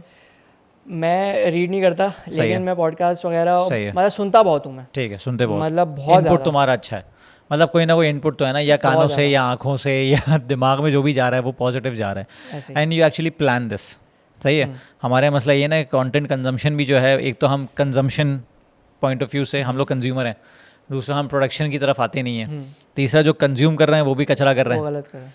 तो तुम्हारा जो थॉट प्रोसेस है, for example if I ask you कि यार कौन से ऐसे कंटेंट क्रिएटर्स हैं या कौन से ऐसे इंटरनेशनल क्रिएटर्स हैं जिनको तुमने फॉलो करके तुम यहाँ तक आए हो, ये थॉट प्रोसेस डेवलप हुआ है? सबसे पहले तो फात भाई हैं ठीक है, सही है। बहुत सारे हैं, मतलब अब मैं ऑनेस्टली बताऊँ ना कि मैं निटपिक नहीं कर सकता, क्योंकि मैं बहुत बहुत ज़्यादा सुनता हूँ। मतलब मैं ड्राइव करते मैं कहीं भी जा रहा हूँ ना, मैं एडिक्ट हो चुका हूँ कि मैं लगाता हूँ। अभी मैं आते हुए भी लगाई भी थी मैंने एक पॉडकास्ट ना, तो वो मैं सुन रहा था, ठीक है, वो थॉट बिहाइंड थिंग्स मैंने सुन। पॉलिटिक्स पे बहुत ज़्यादा मैं सुनने लग गया हूँ, अभी मैं उसको थोड़ा कम कर रहा हूँ, ठीक है। तो ये पाकिस्तान एक्सपीरियंस, ये मुदम्मिल शाह, ये भी हैं सारे। इसके अलावा गीक्स ऑफ कुलाची की देखी हैं, मतलब ये सारी जो बिज़नेस रिलेटेड है, ठीक है, तो ये होती हैं। बाकी जनरली मुझे ना डॉक्यूमेंट्रीज़ बहुत पसंद है, सही, ठीक है, टेक बहुत पसंद है, MKBHD, ठीक है। तो ऐसे ही ना इसमें छोटी छोटी चीज़ें आपको पता चलती रहती हैं। अभी मुझे पता चला कि गूगल जो है वो एप्पल को $20 बिलियन देता है सिर्फ गूगल को search engine, default search engine लगाने के लिए सफारी ब्राउज़र के अंदर, आईफोन के अंदर, मतलब सिर्फ $20 बिलियन। एग्जैक्टली, जब हम आईफोन में जब फॉर अ ईयर, जी, जब हम सफारी खोलते हैं तो हम जब सर्च पे क्लिक करते हैं तो गूगल सर्च आती है बाय डिफ़ॉल्ट। उसके लिए गूगल एप्पल को $20 बिलियन देता है। क्यों? क्योंकि एप्पल का जो गूगल की सर्च क्वेरीज है ना, उसमें 50% जो कह ले कि मतलब वो है कि 50% इनपुट है वो सारा एप्पल डिवाइसेस से आता है। ओके, तो अगर वो $20 बिलियन दे भी रहा है एप्पल को, तो वो इसलिए दे रहा है कि भाई वो चलता रहे, ठीक है। और दूसरा ये कि एप्पल अपना सर्च इंजन ना बना ले। तो इतने बड़े लेवल पे ये चीज़ें हो रही होती हैं, तो मतलब छोटी छोटी चीज़ें आपको ऐसी जनरली पता लग जाती हैं। हाँ, जबकि ये आप टेक फॉर ग्रांटेड होता है, आप सोचते भी नहीं हो उसको कि यार ये कैसे हो रहा है, क्यों हो रहा है, क्योंकि एंड्रॉयड अलग चीज़ है, iOS अलग चीज़ है, they can have their own Chrome. और आप मतलब आप देखें तो राइवल्स है ना वो। हाँ। एक और मज़े की बात पता चली कि आईफोन की जितनी OLED स्क्रीन्स हैं वो सारी सैमसंग बनाता है, ठीक है। लेकिन सैमसंग आईफोन का कॉन्ट्रैक्ट क्यों नहीं कैंसिल कर सकता? क्योंकि जितना रेवेन्यू वो अपने सैमसंग फ़ोन से बेच के करता है ना, उतना एप्पल को वो एक इनवॉइस बेचता है OLED स्क्रीन्स की, उससे ज़्यादा कमा लेता है वो। That's called cooperation. ऐसे ही कॉम्पिटिशन एंड कोऑपरेशन।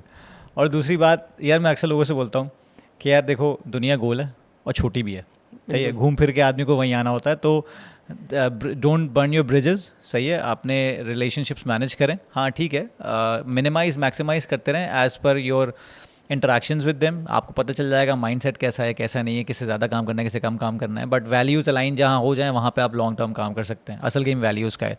मैं तुमसे पूछना चाह रहा हूँ सेल्स का, क्योंकि मेरा बैकग्राउंड सेल्स का रहा है, सही है, और मैंने सेल्स में एक्सीडेंटली एंड अप किया। मैं ब्रांड्स में जाना चाहता था, IBA ग्रेजुएट होता ना, ब्रांड्स में जाना है, यूनिलीवर, उससे कम बात नहीं होनी है, तो हाय भाई 1% लोग जाते हैं, बाकी 99% क्या करेंगे, तो accidentally ended up in sales. But वक्त के साथ साथ I started falling in love with it, और यही वजह है कि सेल्स के जो प्रोसेस ने और इसके जो ट्रेनिंग है उसने मुझे इतना ग्रूम किया कि अल्लाह का शुक्र है I start my own thing as well, ठीक है, क्योंकि मैं कुछ ना कुछ बेच रहा था जो कि साइड हसल पे कर रहा था। तो you need to sell something, सही है। कंटेंट क्रिएटर्स का सिलसिला सारा ये है कि जो लोग कंटेंट क्रिएशन में आना चाहते हैं वो just for the sake of content creation आना चाहते हैं, विच इज़ रॉन्ग।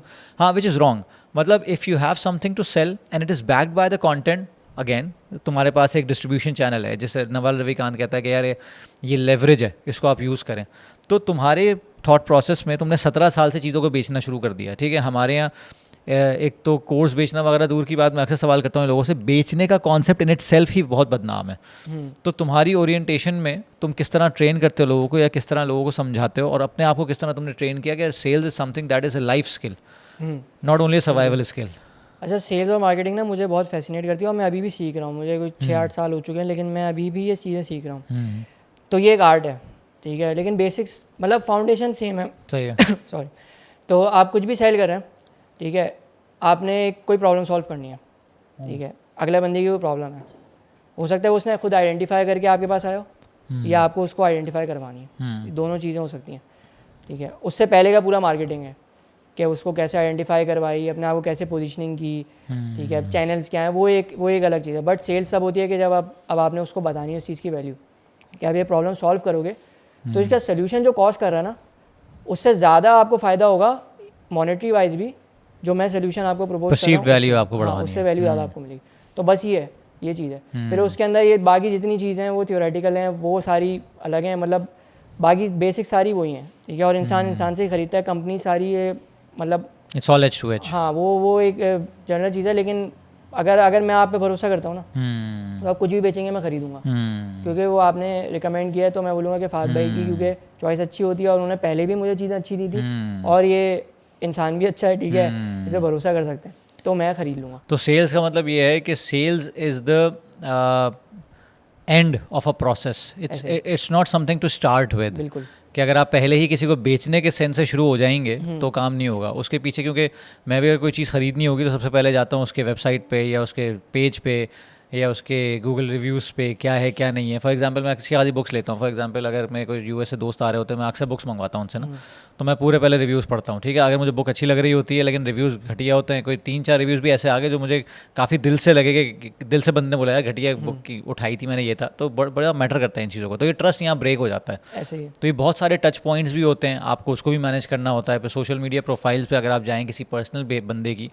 तो आपको सब कुछ पता चल सकता है सोशल मीडिया प्रोफाइल से।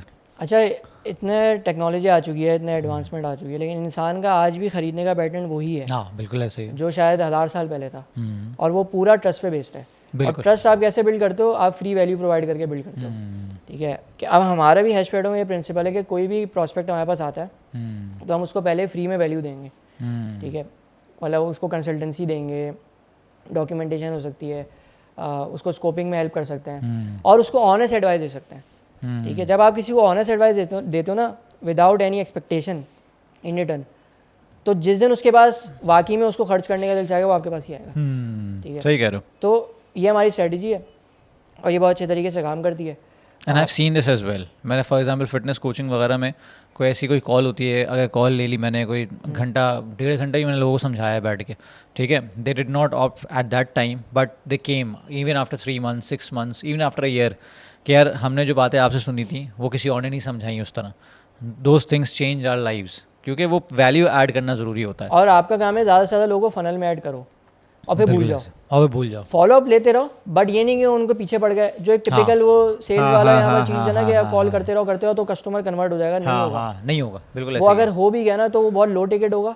कोई भी आप हाई टिकट चीज़ सेल कर रहे हो ना, ठीक है, हमारी इंडस्ट्री में तो बहुत हाई टिकट चीज़ होती है। अब आपको $15,000 से लेकर $50,000 की चीज़ बेचनी है, अगर बेचनी है और वही पाकिस्तान से बैठ के आपको यूएस में बेचनी है, तो एक पूरा लेवल है, पूरा प्रोसेस फॉलो करना है, ट्रस्ट बिल्ड करना है, 10 चीज़ें करनी है, और वो जो एक पहले ही एक रेपुटेशन ख़राब है वो भी आपको टैकल करनी है।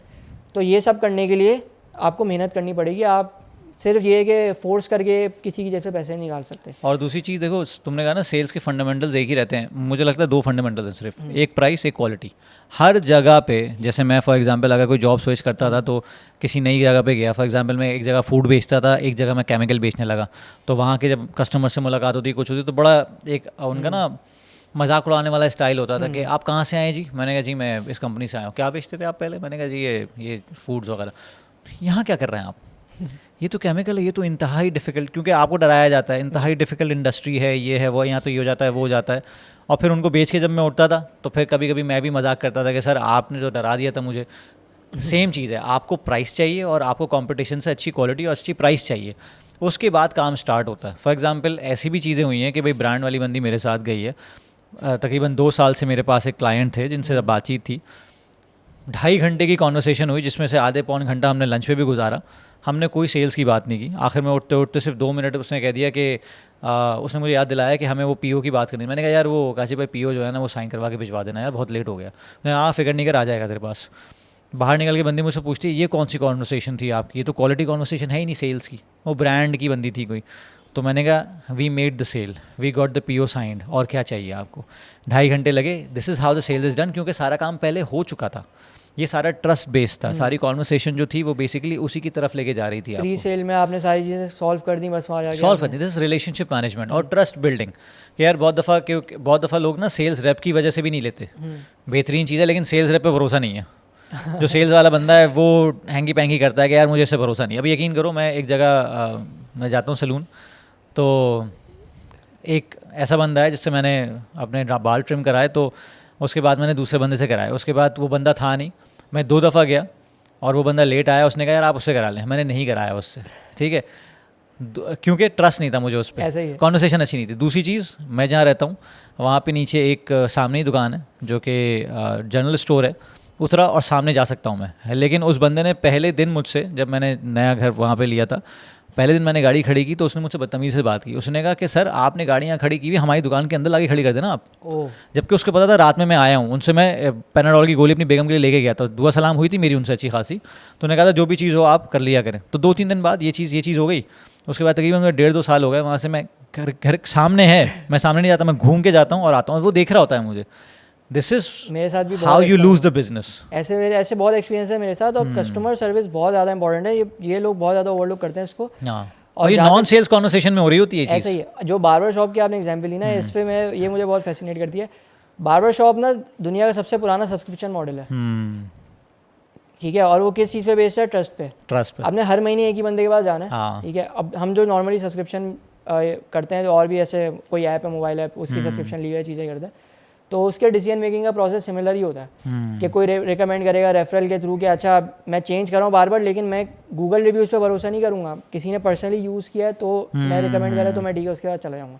अब जैसे मेरा बार्बर है, वो मेरा ख्याल है 10 साल हो गए मुझे उसके बाद, वो पहले जिस सैलून में था उसने चेंज करके दूसरे सैलून में गया, मैं उसकी अपनी शॉप में, जो उसने अपनी शॉप बोली मैं अब उस शॉप में जा रहा हूँ, ठीक है। तो बस उसी पे भरोसा है, मैं उसको जाता हूँ, बोलता हूँ बस वही कर दो, उसको पता है। This is example of H2H, human to human sales. आप जितना भी B2B कर लो, D2C कर लो, लेकिन एट द एंड आपका अगर बंदे पे भरोसा होगा तो आप कर लेंगे। यही है बस, इसके चैनल चेंज हो जाते हैं। अब अगर एंटरप्राइज पे सेल है वो अलग लेवल पे होगी, SMEs को अलग लेवल पे होगी, स्टार्टअप को अलग लेवल पे। बिल्कुल ऐसे ही है। अब हमारे ज़्यादा काम है स्टार्टअप ओनर्स के साथ, तो वो कनेक्ट करते हैं मुझसे ही, मतलब अगर मैं बिजनेस ओनर हूँ तो business owner to business owner connect करते हैं। अगर मैं किसी एम्प्लॉय को आगे फॉरवर्ड करूँगा ना, चाहे मेरा एम्प्लॉय कितना भी अच्छा हो, ऐसे ही है, वो उस पर ट्रस्ट नहीं करेंगे उस लेवल का। ऐसे ही है। वो चाहेंगे कि मैं रहूँ कहीं ना कहीं ना, मतलब इवन प्रोजेक्ट स्टार्ट हो जाए तो कहीं ना कहीं उनको कि यार अगर कुछ हो तो मैं ताबिश से बात खास तौर पे अगर वो भी तुम्हारे स्टेचर का बंदा है, मतलब वो भी सेम पीयर्स हैं, तो समझ में आता है। लेकिन बहुत दफ़ा ऐसे लोग हैं एम्प्लॉयज़ हैं कि भाई तुम्हारे सेट से बात करनी है, क्यों भाई क्यों करनी है, एम्प्लॉयज़ टू एम्प्लॉयज़ बात। वो ये होता है कि अब ऊपर से आ रहे अब होते अगर हैं। वाइस प्रेसिडेंट है तो वो दूसरी कंपनी के वाइस प्रेसिडेंट से ही बात करेगा, वो ये प्रेफर नहीं करेगा कि वो किसी जूनियर से बात करे। तो एक हायरार्की बहुत ज़रूरी है। और दूसरी चीज़ सेल्स में ना, मैंने एक चीज़ हमेशा नोट की है कि जितना आपका फनल स्ट्रांग होगा, जितना बड़ा होगा, उतना आप सुकून में रहेंगे, क्योंकि आपको सेल्स की एट्रिशन का और चर्न का इतना मसला रहेगा नहीं, क्योंकि you already have lots of options to work upon. सही है। हमारे यहाँ मसला ये है कि हम 10 को पिच करते हैं और 10 में से चाहते हैं कि 2 क्लोज हो जाएं। नहीं, ये तो कभी मेरे एक्सपीरियंस में 100 में से 2 क्लोज होते हैं। ऐसे ही। अब ये जो आपने बात की ना, आपका लीड जनरेशन इंजन बहुत इंपॉर्टेंट है, और वो अगर आपके पास नहीं है ना तो आपका बिजनेस आज नहीं तो कल बंद हो जाएगा। सॉरी, लेकिन ऐसा ही होने वाला है। क्योंकि मतलब अगर कोई फ्राइज़ भी बेच रहा है ना, उसका भी लीड जनरेशन इंजन है। ठीक है, कोई भी काम कर रहा है, क्योंकि बिजनेस में लीड्स कहाँ से आ रही हैं बहुत इंपॉर्टेंट है, चाहे वो B2B हो B2C हो। अब वो लीड्स आएंगी मार्केटिंग के थ्रू। मार्केटिंग के डिफरेंट चैनल्स हैं, तो वो आपके स्टैब्लिश होना ज़रूरी है, और वो इंडिपेंडेंट होना ज़रूरी है। मतलब 100% तो इंडिपेंडेंट नहीं होते, आप किसी ना किसी प्लेटफॉर्म पे डिपेंडेंट हो गए। बिल्कुल ठीक है, गूगल एड चला तो गूगल पे हो, मेटा एड चला तो मेटा पे हो, इस तरह आप हो गए डिफरेंट फ्रीलांसिंग प्लेटफॉर्म्स पे हो सकते हो। बट उसको डाइवर्सिफाई करना है ज़्यादा से ज़्यादा, और वो प्रिडिक्टेबल होना चाहिए। हाँ, ठीक है, बहुत सारे लोगों ने बिजनेस बिल्ड किया है रेफरल्स पे। रेफरल्स को आप प्रेडिक्ट नहीं कर सकते, ऐसे ही है। वो दुआ कर सकते हो आप बैठ के, यार अल्लाह करे बस यार अब ये जमशेद भाई की तरफ से एक रेफरल आ जाए तो यार इस महीने की सैलरीज निकल hope is not a strategy. ये सारी चीज़ें क्योंकि हमने की हैं, ये सारी गलतियाँ हमने की हैं। बट अल्हम्दुलिल्लाह अब सेल्स और मार्केटिंग चैनल इतना स्ट्रॉन्ग है कि हमारे पास लीड्स बहुत ज़्यादा है, मतलब आती रहती हैं। और पर्सनल ब्रांडिंग के हवाले से you have been very active on LinkedIn. मेरा नहीं ख्याल किसी और तुम प्लेटफॉर्म पे हो, क्योंकि LinkedIn is the most relevant platform for you. ठीक है, और तुम्हारी पोस्ट भी मैं देख रहा था, बड़ी जानदार पोस्ट्स होती हैं। तो सेल से पीछे का जो प्रोसेस है वो बेसिकली आजकल एक कॉन्सेप्ट है जो कहते हैं ना founder led branding, founder led content creation. तो मेरा ख्याल से उसमें भी तुम काफ़ी स्ट्रॉन्ग चल रहे हो। तो उसके मुताबिक क्या लर्निंग्स हैं तुम्हारी for the new entrepreneurs, for the people who avoid content creation, avoid getting the face out? सही, सबसे पहले तो मुझे लिंक्डइन पे फॉलो करें सब लोग। सही है। अच्छा, ताबिर सिद्दीकी के नाम से, हाँ राइट? बिल्कुल, हैश पोटैटो जी। तो ताबिर सिद्दीकी लिखे गूगल पे लिखे मिल जाएगा। सही है। तो सीन ये है कि लिंक्डइन पे का पोटेंशियल बहुत ज़्यादा है। ठीक है, क्यों है मैं इसकी वजह बताता हूँ। इंस्टाग्राम पे जो कंटेंट क्रिएटर्स हैं ना, वो इंस्टा की कंप्लीट जो यूज़र बेस है उसका आई थिंक 20-30% है। टिकटॉक पे अराउंड 50% है। मतलब जितने 100 लोग अगर अकाउंट बना रहे हैं टिकटॉक पे तो 50 कंटेंट बना रहे हैं, इंस्टा पे 20 बना रहे हैं। ओके, आप गैस करें लिंक्डइन पे कितने लोग कंटेंट बना रहे हैं इस वक्त? 2%, एग्जैक्टली, है ना? मैंने पढ़ा था कहीं। ठीक है, 2-3% बना रहे हैं। इसका मतलब बाकी सारे खामोश तमाशाई हैं। स्क्रॉलिंग कर रहे हैं। हाँ। ठीक है, डूम स्क्रॉलिंग है कि बस बैठ के देखते। अच्छा, देख यूज़ सब कर रहे हैं। यू सब कर ठीक है, जिनको कोई उससे फ़ायदा नहीं है, बस वो बैठ के बस पोस्ट देखते रहते कुछ भी पोस्ट नहीं कर रहे। इसका मतलब क्या है कि अगर आप अभी भी स्टार्ट करते हो ना कंटेंट क्रिएशन लिंक्डइन पे, तो आप अभी भी बहुत अर्ली हो। इसका मतलब कि बहुत ज़्यादा डिमांड है इस चीज़ की, और आप बहुत जल्दी मार्केट कैप्चर कर सकते हो। मेरे हर महीने अराउंड 1000-2000 फॉलोअर्स बढ़ते हैं। ठीक है, लिंक्डइन पे, और सब ऑर्गेनिक है। ठीक है, और लिंक्डइन कितनी स्ट्रेंथ हो गई अभी? अराउंड 16,000 होने वाली है शायद। सही, वेरी गुड। तो ये, और इसके अलावा मैं, हाँ, तो क्या है, ऑर्गेनिक बहुत ज़्यादा रीच है इसकी। ठीक है, और जिसको कहते हैं ना स्नोबॉल इफेक्ट, कि वो बहुत ज़्यादा है कि आप फॉर एग्जांपल आपका अगर जो कंटेंट है वो टारगेटेड है प्रोडक्ट ओनर्स की तरफ, तो अगर वो 10 प्रोडक्ट ओनर्स के पास जाता है वो कंटेंट, तो वो स्नोबॉल इफेक्ट होगा। मतलब वो 10 से 20, 100, फिर 200, और वो उसी ऑडियंस में रोटेट करेगा, और वो वायरल हो जाएगा। तो ये होता है। और दूसरा इंपॉर्टेंट चीज़ ये है कि लिंक्डइन पे एक्चुअल डिसीजन मेकर्स बैठे हुए हैं। ठीक है, वो इंस्टा पे नहीं बैठे, वो फेसबुक पे नहीं बैठे हुए, वो रियल लोग बैठे हुए हैं, सीरियस पीपल जो बिजनेसेस के ओनर्स हैं, और वो एक्टिव हैं, वो आपका कंटेंट देख रहे हैं। ठीक है, अभी हम जो कनेक्ट हुए हैं इस तरह, और जो दूसरे लोगों से मेरी इंटरेक्शन होती है वो लिंक्डइन से ही ज़्यादा बिल्कुल ऐसे ही होती है। तो ये बहुत ज़रूरी है। और जहाँ तक बात है कि उसको आप मोनेटाइज कैसे करो, ये बहुत ज़रूरी है। कि बहुत सारे लिंक्डइन अकाउंट्स हैं जिनके 1 लाख फॉलोअर्स हैं, लेकिन मोनेटाइजेशन नहीं है उनकी, क्योंकि उनका कोई मार्केटिंग फनल नहीं है। ये गलती मैंने भी की थी जब मेरे 5-6 हज़ार फॉलोअर्स होते थे, या 1 से 1.5 साल पहले। तो मेरे पास कोई मार्केटिंग फनल नहीं था, कोई उससे लीड नहीं आती थी, कोई सेल्स नहीं होती थी। तो फिर मैंने उस कंटेंट को टारगेट करना शुरू किया ICP की तरफ, जो आपकी आइडियल कस्टमर प्रोफाइल है उसकी तरफ। ओके, तो वो करना ज़रूरी है बहुत ज़्यादा। फिर पूरी स्ट्रेटजी बनाना कि भाई अब ये चीज़ काम कर रही है, इसको किस तरह लेके चलना है। फिर उसमें वायरल पोस्ट किस तरह ऐड करनी है, वैल्यू ड्रिवन पोस्ट है उसकी क्या इंपॉर्टेंस है, ये सारी चीज़ें पूरी एक साइंस है मार्केटिंग की। वो कैसे करनी है, फिर लीड कैसे आएगी, इनबाउंड आएगी तो उसको कैसे डील करना है, आउटबाउंड आएगी, आउटबाउंड आपको खुद उसको रीच आउट करना है, तो उसकी क्या स्ट्रेटजी होनी चाहिए। क्योंकि लिंक्डइन पे आप डायरेक्टली किसी को कोल्ड आउटरीच करोगे तो कोई भी रिप्लाई नहीं करेगा आपको। तो लिंक्डइन पे कोई ख़रीदने नहीं आया हुआ, ये चीज़ सबसे पहले ज़रूरी है समझना। LinkedIn is a networking platform, उसमें आपको फ्री में वैल्यू देनी है। किसी को ख़रीदना होगा तो जिस दिन उसको ख़रीदना होगा ना, सबसे पहले कंटेंट में दम होना चाहिए। आप का जो नाम है ना उसके दिमाग में आएगा। तो ऐसे इतनी हम लोगों ने लीड्स जनरेट किए हैं जिनको हमने कोई फोर्स नहीं किया, इन्होंने 6 महीने हमारा कंटेंट कंज्यूम किया, 6 महीने बाद उन्होंने मैसेज किया और वहाँ से वो कन्वर्ट होगा। ब्रिलियंट। तो ये स्ट्रेटजी और बहुत ज़रूरी है ये बिज़नेस ओनर्स के लिए। सही है। तो ख़ास तौर पे अगर आपका बिज़नेस रेलेवेंट है टेक से और ऐसी इंडस्ट्रीज से या ऐसे एवेन्यूज से जो कि ऑर्गेनाइजेशंस को फैसिलिटेट करता है, सही है, क्योंकि ज़ाहिर है तुम्हारा काम डिज़ाइन से है, तुम्हारा काम टेक से है, तो उसका तो आपको कभी भी इंस्टाग्राम पे बैठे हुए फालतू लोग नहीं मिलेंगे जो स्क्रॉलिंग कर रहे होंगे ना टिकटॉक पे मिलेंगे, तो वो अच्छे सीरियस लोग आपको लिंक्डइन पे ही मिल सकते हैं। और लिंक्डइन पे ना ट्रोलिंग नहीं है। हाँ, आप थोड़ा सा होना शुरू है बट हाँ, आप कुछ भी बोल दो वो लोग उसको कर लेते हैं ना। और वो भी ना विद रिस्पेक्ट टू कॉर्पोरेट ही होती है ट्रोलिंग जो भी होती है। कोई मार्केटिंग कैंपेन हो गई, कोई ऐड हो गया, कुछ तरह की चीज़ हो गई, मैंने कभी कोई नॉर्मल चीज़ नहीं देखी वहाँ पे होते हुए, नॉर्मल ट्रोलिंग नहीं होती। बिल्कुल यही है। और लोग सीरियस बात करने आए, ठीक है, जिसमें थोड़ी तफरी भी करने आए, तो आप उनको वो दोनों चीज़ें दे दो तो वो खुश रहेंगे। तो और अभी मैं ये पढ़ रहा था कि लिंक्डइन पे जितना कंटेंट नज़र आ रहा है ना वो चैट जीपीटी के बाद से क्वाड्रुपल हो गया है। जितना 2% भी नज़र आ रहा है वो सिर्फ इसलिए और वो नज़र आ जाता है, सही है। लोगों ने बिल्कुल दिमाग 4.5 कॉपी पेस्ट करना शुरू कर दिया है। और ये भी मसला है, जैसे मैं एआई के उस पर आना चाह रहा था, क्योंकि अभी मैं सुन ही रहा था, मेरा ख्याल से क्रिस विलियम्स का एक पॉडकास्ट है जो नहीं सॉरी स्टीवन बार्टलेट नाम है ना उसका, शायद डायरी ऑफ अ सीईओ, तो उसने उसको साइमन सिनेक को बुलाया हुआ था शार्क टैंक में या ड्रैगन्स den में। हाँ बिल्कुल। तो साइमन सिनेक को बुलाया हुआ था। साइमन सिनेक से बोलता है कि यार एक बंदे ने ईमेल में लिखा था I have forced this relationship, तो बोला साले मैं तुम्हें जानता हूँ, तू फोर्स का वर्ड यूज़ कैसे कर लिया, ठीक है। तो ये काफ़ी सारी चीज़ें ऐसी हो गई हैं कि हम लोगों ने इतना ज़्यादा यूज़ करना शुरू कर दिया है कि हमने अपना थॉट प्रोसेस उनके हवाले कर दिया है, एआई के हवाले कर दिया, और हमने वो बेसिकली वो चीज़ छोड़ दी है। अब उसने कहा कि फॉर एग्जाम्पल पहले मुझे अपनी वाइफ का नंबर भी याद था, सही है, जब से नंबर चेंज हुआ है, ज़माना हो गया, मुझे दोस्तों के नंबर याद नहीं रहते, पहले नंबर याद रहते थे, क्योंकि अब बेसिकली नाम ने रिप्लेस कर लिया। तो मेरे दिमाग शट डाउन हो गया कि यार मुझे याद नहीं करना अब। इसी तरह काफ़ी सारा थॉट प्रोसेस जो है, आपकी कोई भी चीज़ मसले हो रहे हैं, आप थॉट प्रोसेस पूरा उसको दे रहे हो, आप सारी क्रिएटिविटी उसको दे रहे हो, वही आपका काम कर रहा है। तो आप ये फैसिलिटी भी, ये कैपेसिटी भी अपनी कम यूज़ कर रहे हो। और जितनी आपको पोस्टें नज़र आ रही हैं ना, वो ज़्यादातर ऐसी ही नज़र आ रही हैं जो कि रोबोटिक लैंग्वेज में लिखी हुई हैं। साफ पता चल रहा है it's not you, but people are not considering कि यार अगर एआई को यूज़ भी करना है तो अपना दिमाग भी यूज़ करना है। अच्छा, ये जो बहुत अच्छा पॉइंट है। और एआई पोस्ट इसलिए नहीं चलती कि वो एआई हैं, वो इसलिए नहीं चलती क्योंकि इंसान उससे कनेक्ट नहीं कर पाता, वो रिलेट नहीं कर पाता। अब मैं आपको मज़े की बात बताता हूँ, कोई मेरे लिंक्डइन पे जाके चेक करे, जितनी भी पोस्ट हैं वो देखे और मुझे बताए कि क्या वो लग रही है कि वो एआई से लिखी हुई हैं, तो शायद 90% लोग बोलेंगे कि नहीं लिखी हुई। अब मैं आपको पूरा बताता हूँ कि वो क्या है।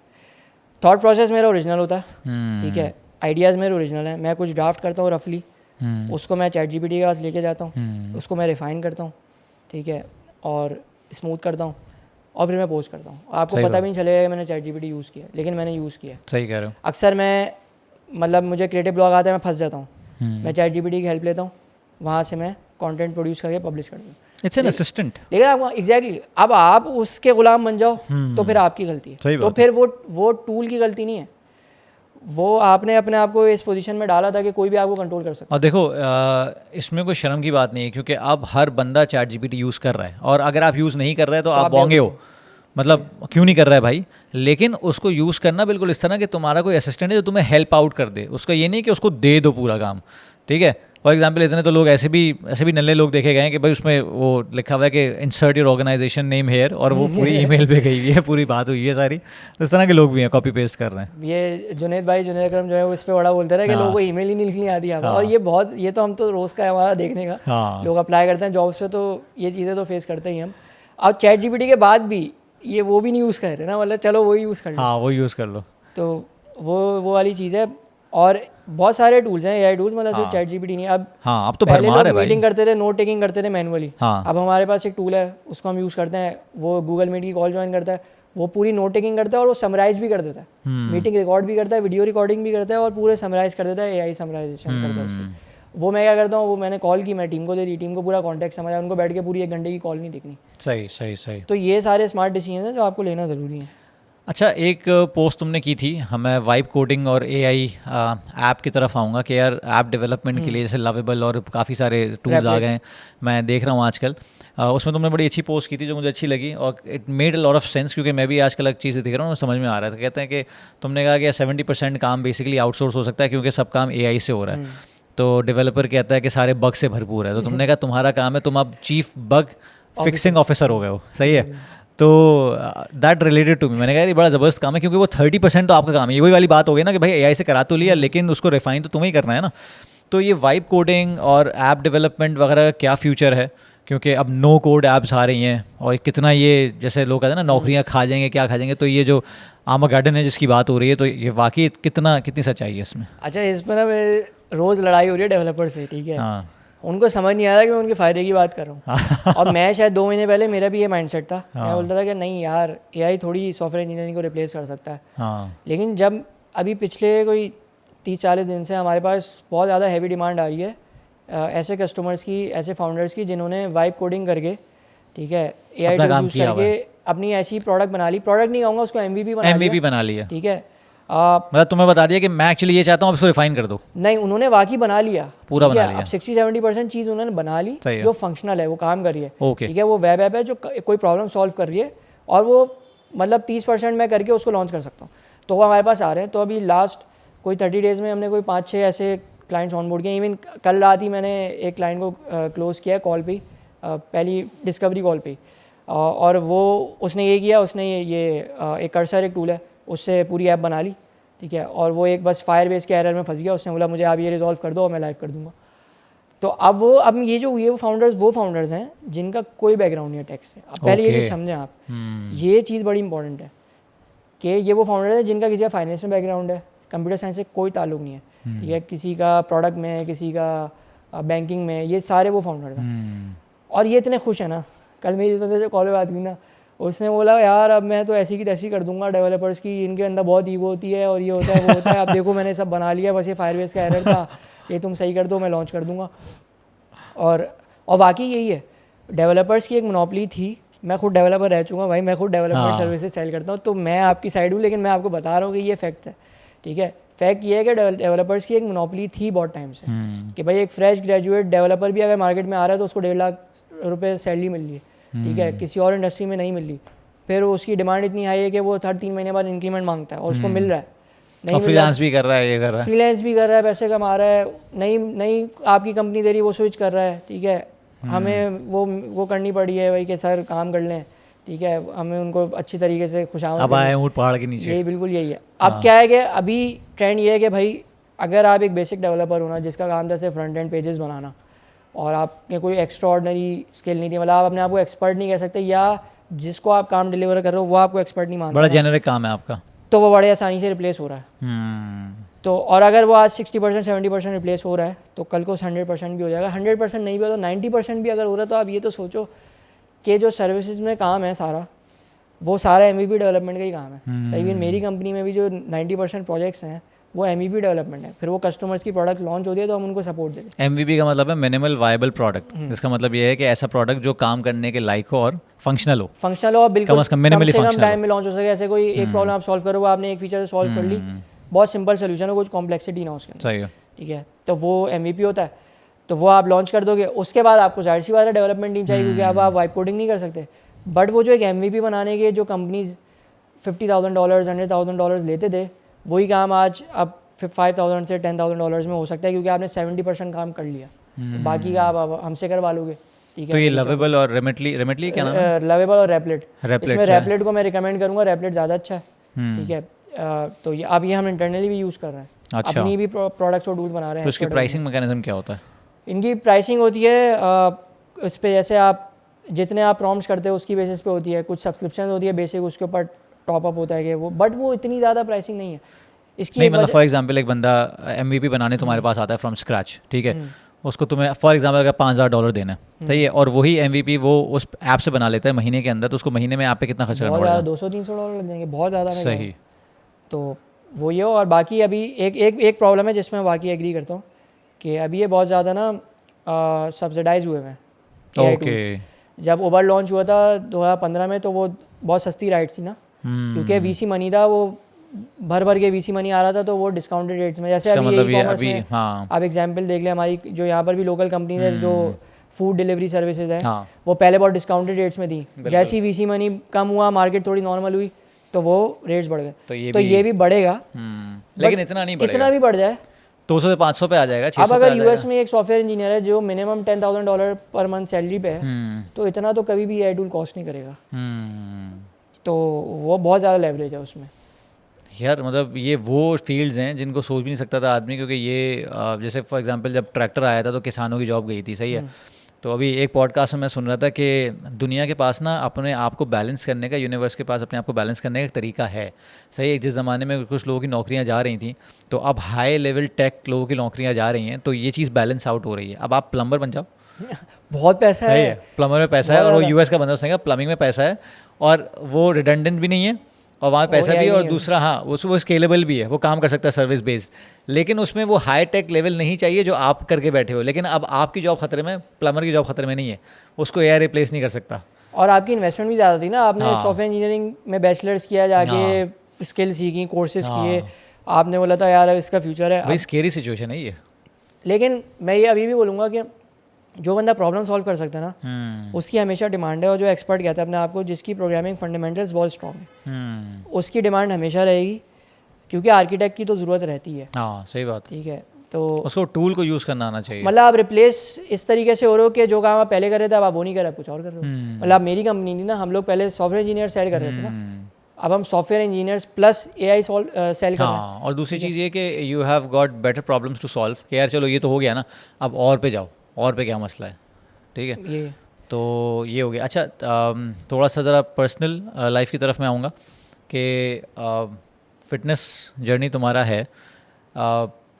मैंने ये नोट किया है कि हम जब बिज़नेस ओनर्स होते हैं, या जो टारगेट मार्केट है, ज़्यादातर बिज़नेस ओनर्स ही हैं, लेकिन वो मेरी उम्र के हैं, सही है, 35 से ऊपर के हैं, 40, 45, 50। मैंने कुछ यूके में, यूएस में हैं जो ज़्यादातर टेक से हैं, जनरेटिव एआई से हैं, लेकिन वो बिल्कुल भी, उनको जिम से मौत आ रही होती है और उनको कुछ ना करा, उनको हिलाओ नहीं। तो उनको कोच करने के लिए जब मैं देखता हूँ कि यार उन लोगों ने ना अपना बिज़नेस बिल्ड करने के लिए, अपना करियर बिल्ड करने के लिए अपने आप को दाव पे लगाया। लेकिन तुम्हारे माशाल्लाह जो मैं चीज़ें देख रहा हूँ, जिम में मेरी तुमसे मुलाकात हुई थी, you have been very much conscious about your diet, about your workout. तो और बिज़ी भी रहते हो तुम, ऐसा भी नहीं फारिग आदमी हो, क्योंकि हमारे यहाँ तो एक ज़माने में था ना कि फारिग आदमी जिम जाता है, सही है। तो बिज़ी भी हो, तो मतलब टाइम भी निकालते हो। तो ये थॉट प्रोसेस लेके कैसे चलना, और from a very young age how do you handle those things? अच्छा, मैं जिम भी शुरू से ही, मेरा स्पोर्ट्स में भी बहुत था, मैं फुटबॉल खेली बहुत ज़्यादा ना। उसके बाद जिम, अच्छा जिम का जो मेरा कनेक्शन है ना, वो है बुलिंग से। अच्छा, ठीक है, मैं बहुत ज़्यादा स्किनी होता था, बहुत पतला होता था, अच्छा, तो सब मजाक उड़ाते थे, चीज़ होती थी। तो वो एक चीज़ थी जो मुझे ये कहते हैं ना कि जो भी आपके चाइल्डहुड ट्रॉमास है ना, वही आपको बिल्ड करते हैं। ठीक सही है, बात तो ये सारा वही है। हाँ। तो उससे था कि यार अब ना गेन करना। तो इनफैक्ट जब मैं यूनिवर्सिटी के फर्स्ट सेमेस्टर में था, मेरा वेट होगा आई थिंक 45 kg होगा, इतना मैं स्किनी था। ठीक है, तो फिर मैं ये कि जिम तो मैं तब भी करता था, बट डाइट नहीं करता था। ठीक है, पर डाइट की इंपॉर्टेंस समझ आई कि भाई मेंटेनेंस कैलोरीज क्या होती हैं। ठीक है, कि अब फॉर एग्जांपल आपकी मेंटेनेंस कैलोरीज 2000। घर में खाना कौन बनाता है? अम्मी।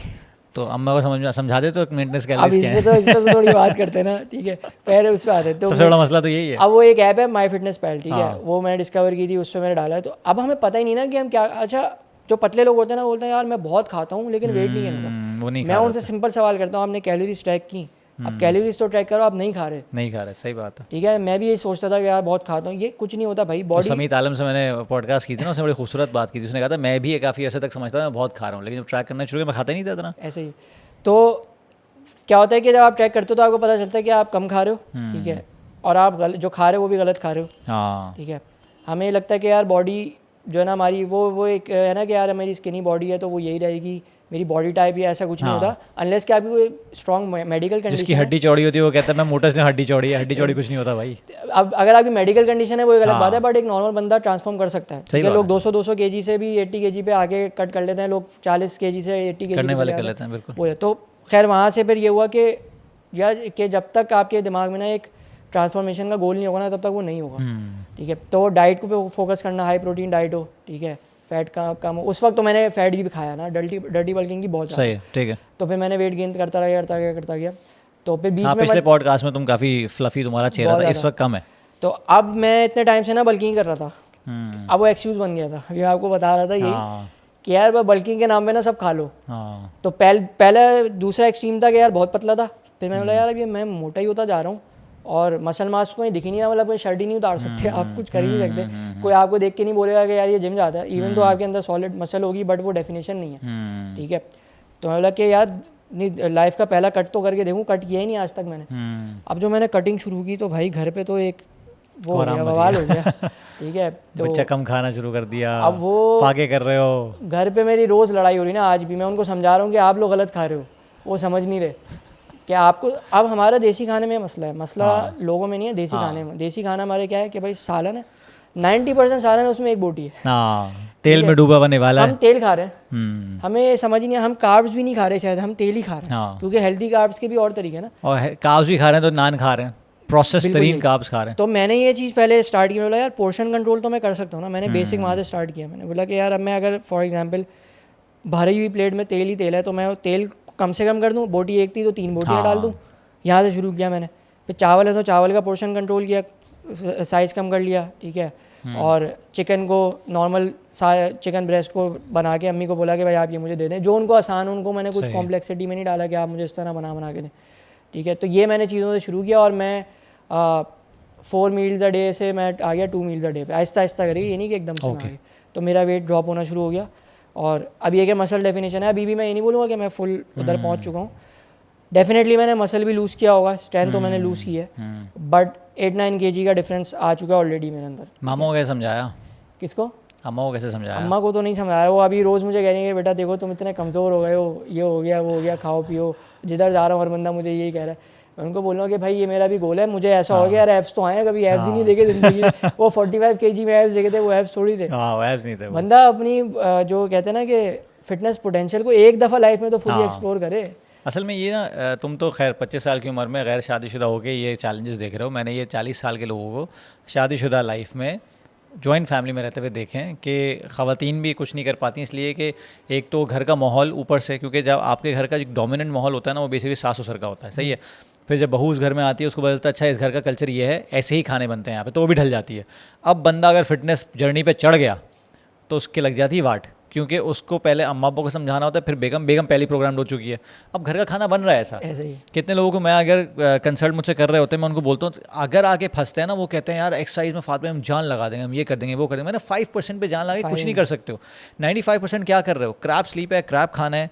अब उनको समझाना मुश्किल हो जाता है, वो पता है कि एक्सक्यूज़, वो एक्सक्यूज़ होता है फातिमा भाई देखें यार ये हम ना अलग से कर नहीं सकते, हमें घर पर सबसे पहले घर का सुकून ख़राब हो जाएगा कि यार मैं अलग से बैठ के खा रहा हूँ या मैं अपना कोई पार्टीशन कर रहा हूँ या कुछ कर रहा हूँ अलग से। मैंने भाई ऐसा नहीं है, तुम्हारे पास अपॉर्चुनिटी है, इसको दूसरे एंगल से देखो, तुम्हारे पास एक अच्छी अपॉर्चुनिटी है उसको डोमिनेट करने की, लीड करने की, यार let's have some good patterns together. दूसरी चीज़, मैं कोई बॉयल खाने की बात नहीं कर रहा, एक तो हमारे 2 एक्सट्रीम्स है ना, डायरेक्ट तेल वाले खानों से हमें लगता है डायरेक्ट बॉयल खानों पे आना है, ऐसा नहीं है। जो तुमने बात की बिल्कुल सही है, ऐसे ही होना चाहिए कि उस तेल को कम करके आप बोटियों की तादाद ज़्यादा कर दो, यू आर ऑन ट्रैक। आप बिरयानी पुलाव खाओ लेकिन उसमें 3/4 या more than half of the plate बोटियाँ रखो और चावल रखो, यू आर ऑन ट्रैक। और अभी भी मैं ऐसा नहीं बोलूँगा कि मैं बहुत कोई स्ट्रिक्ट डाइट है मेरी, मैं चीट करता हूँ आराम से, ठीक है। मैं फास्ट फूड भी खा लेता हूँ कभी कभी, बट मुझे पता है कि यार चलो फास्ट फूड खा लिया तो मैं यहाँ से कवर कर लूँगा। फास्ट फूड में भी फिर जो है वेरिएबल है ना कि आप क्या खा रहे हो आप। अब आपको बर्गर खाना है तो आप बीफ बर्गर खा लो, ग्रिल्ड होगा वो, सही बात है, फ्राइड चिकन बर्गर से बेहतर है, ठीक है। इस तरह आप चीज़ें कर सकते हो, आपको अपने आप को वो नहीं करना ज़बरदस्ती कि यार मैं बिल्कुल बस पहले दिन ही मैं ना वो बन जाऊँ कुछ, तो वो चीज़ पॉसिबल नहीं है। और सप्लीमेंट्स पे एक अलग मसले चल रहे होते हैं कि वो ये दवाइयाँ खा रहे हो तुम अभी से, तो उनको समझाता हूँ भाई आपने नहीं खा लिया होता ना, तो ये दवाइयाँ नहीं खानी पड़ती। मैं अक्सर लोगों को बताता हूँ कि मेरी अम्मा और अब्बा दोनों जो है ना बेचारे बच्चों के लंच बॉक्सेस हैं 2-2 जो भरे हुए होते हैं दवाइयों से, ठीक है। सेम मेरा ही। अब वो देख के मुझे अच्छा नहीं लगता, लेकिन ये है कि वो जब मेरे डब्बे देख रहे होते हैं बोलते हैं ये कब तक चलेगा बेटा, ये तो कब तक खाएगा। मैंने कहा 7-8 साल से आप लोग देख रहे हो और ये ज़िंदगी भर चलता रहेगा, क्योंकि ये सप्लीमेंट है, ये एक प्रोटीन की रिक्वायरमेंट है जो मुझे पूरी करनी है। अभी आप समझा नहीं सकते क्योंकि कल्चरल प्रोग्रामिंग है। आहिस्ता आहिस्ता आपकी जिम्मेदारी ये है कि आप अपने बच्चों को समझाओ और वो अपने एक्शन से खुद ही समझ जाते हैं कि यार ये दिस इज समथिंग पापा हैज़ ऑन डेली बेसिस और इससे ये होता है। अब वो कभी जाके हो सकता है अपनी दादी को समझा दें, लेकिन मैं तो नहीं समझा सकता, आपके पेरेंट्स इस तरह प्रोग्राम नहीं है करने को।